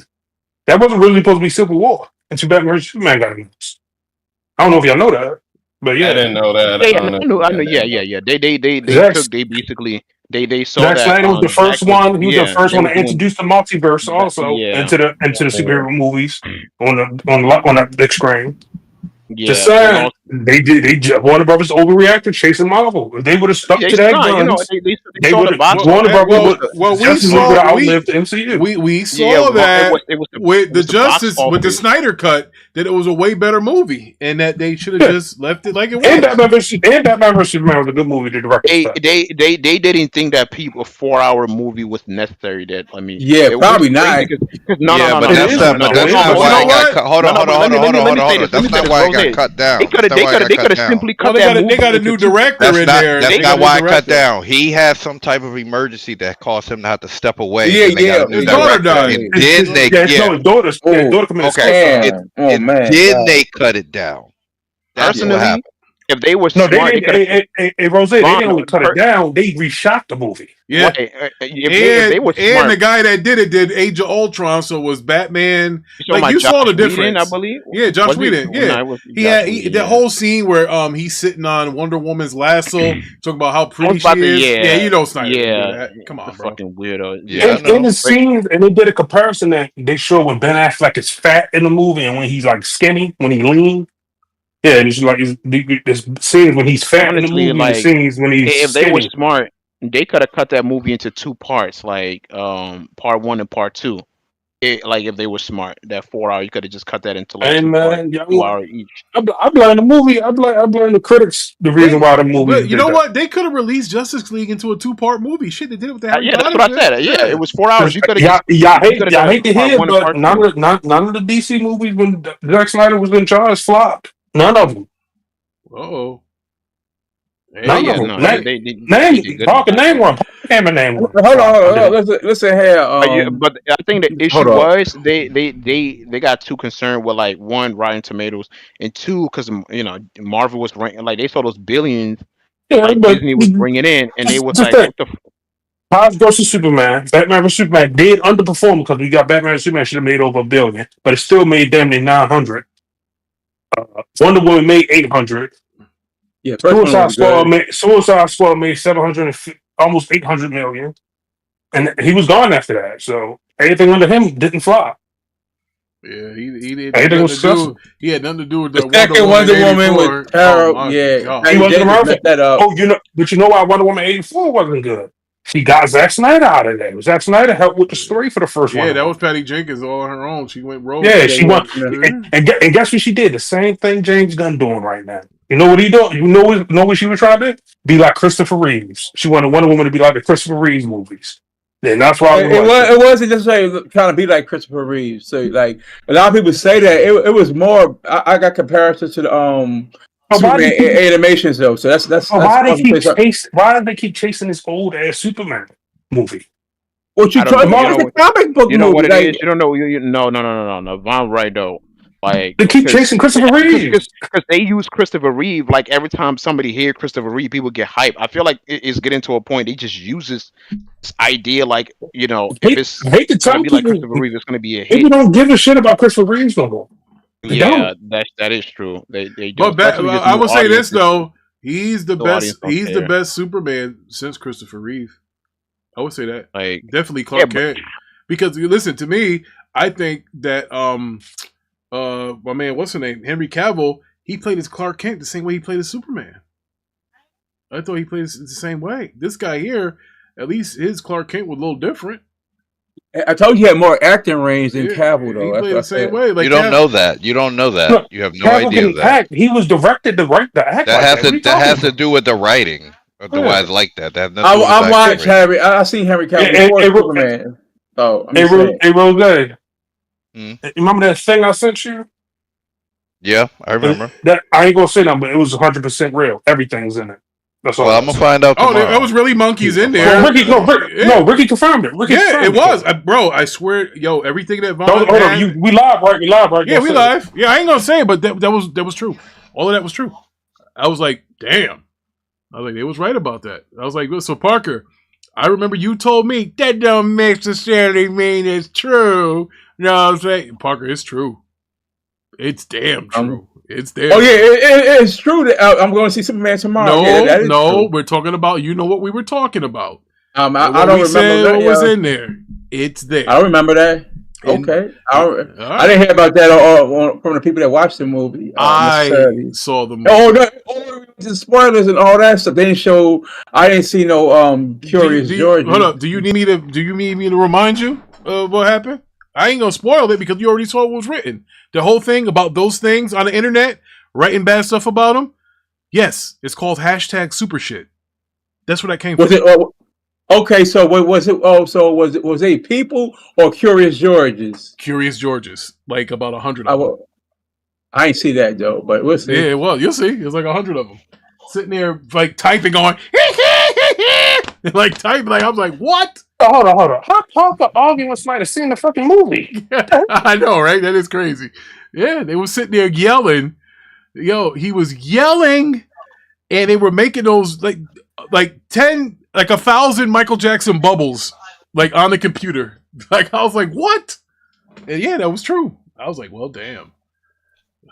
Oh, hey man, the audience seemed to like it. If it wasn't it, because I ain't say. I'm just saying. Audience ain't watched it yet, Parker.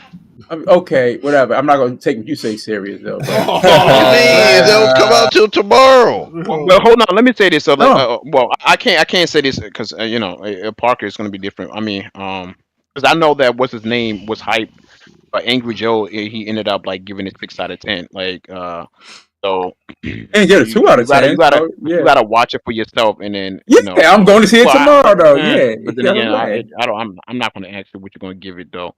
What Parker's gonna give it. Jesus Christ! Hey, Ricky gave it 8.5. Yeah, actually, 8.75. Ricky being honest though, like okay. I mean, but I'm saying I'm not gonna because I don't know if whether you're gonna give it a high score regardless.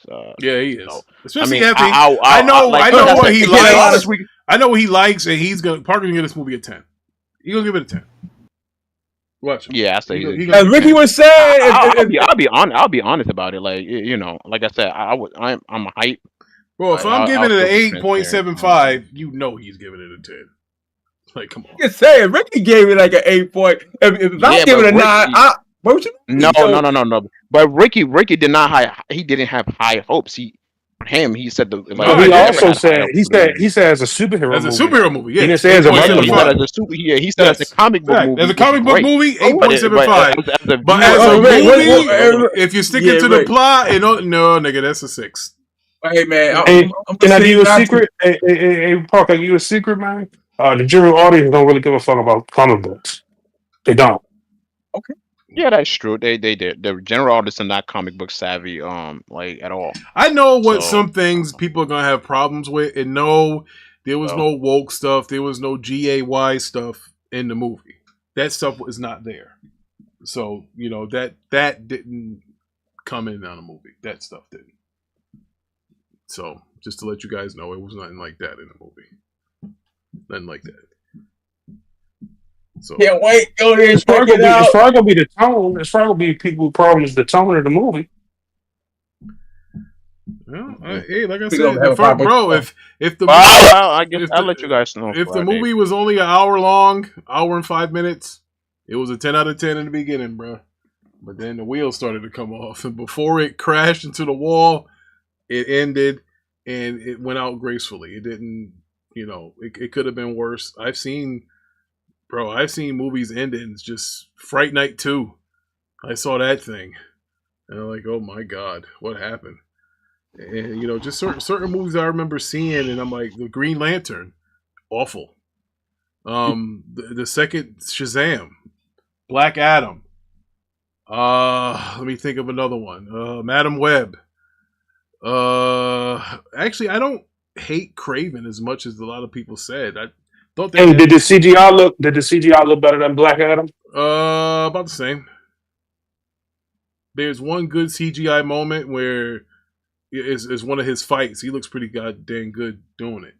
That part he looked good, but you got a few question marks on some things. You'd be like sometimes when you look at like Mr. Terrific, you're like, man, that's a little off. And he was talking jive, through the movie. Mr. Terrific talking jive. I was like, oh boy, here we go. I don't know why they make all black dudes talk like a whisper, like. Hey, they said he was stealing some scenes and stuff too. Yeah, but he said, "Are you crazy? You know who I am? I'm Mr. Terrific." I'm like, oh man, why did they do that? They're like, oh, he's the smart one. Yeah, I'm Mr. Terrific. I'm like, oh boy. But I let that pass because I was happy to see something other than the MCU for once. I'm like, okay, let's see what he can do. And there was a cameo in there that's funny as hell. It was a nice little cameo. I'll give you a hint. Basically, James Gunn worked with this person before in the DC universe, so he's in there. He's talking cold hard trash. He's funny too. He was talking junk. I still think that they asked him his opinion on Superman, and he was just breaking it down, basically saying like, "Yo, I'm better than Superman," and this and that or whatever. I was like, "Oh shit!" And then Superman and Guy Gardner had like a little confrontation. Yeah, I've seen that trailer. Said, "Make it move, Big Blue." Right? Yeah, because he heard something. Yeah, Guy Gardner's like, "Wait a minute, I'm the police around here." He said, "I'm supposed to protect this place and this and that." And Superman, but to push him, he actually did kind of push him. And then him and Guy Gardner, they got face to face. He's like, "Hey, make a move, Big Blue." Yeah. Superman would have Superman would have broke his damn jaw, bro. Nobody worry about Guy Gardner with that weird ass bowl haircut. Maxine said, "Craven trash." Rick thinks this good Superman probably mid. No, I don't think it's mid, Mac. I think it did. I think it's not mid. It's impossible. It's not mid. Mac City, man. No, I think, bro, they did good for what they can do, bro. Mac, you're gonna like this better than you did Man of Steel. You will. What are you, an Android? I don't know if you can say that about anybody. What are you, an Android, Mac? I think it will. And again, I'm not saying that Man of Steel was a bad movie. I think it's just, bro, fresh air is a real thing. See what I'm saying? That's what I'm concerned about. He bro? building something bigger than this. I'm gonna say this.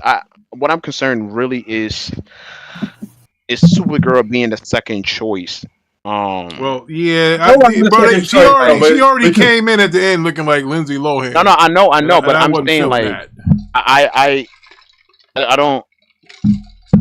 Her being like trip, though. The reason why for the younger crowd. I already know her story. You're not gonna tell me anything. I already know all her story front and back. That's why I'm having issues. No, I know, but I'm having issues because if the goal is to build a universe and back to Justice League, I don't know why would she be a second choice and not Wonder Woman. You need to flesh out you need to flesh out the Trinity before you get to that. Like that's my issue. Well, I say this.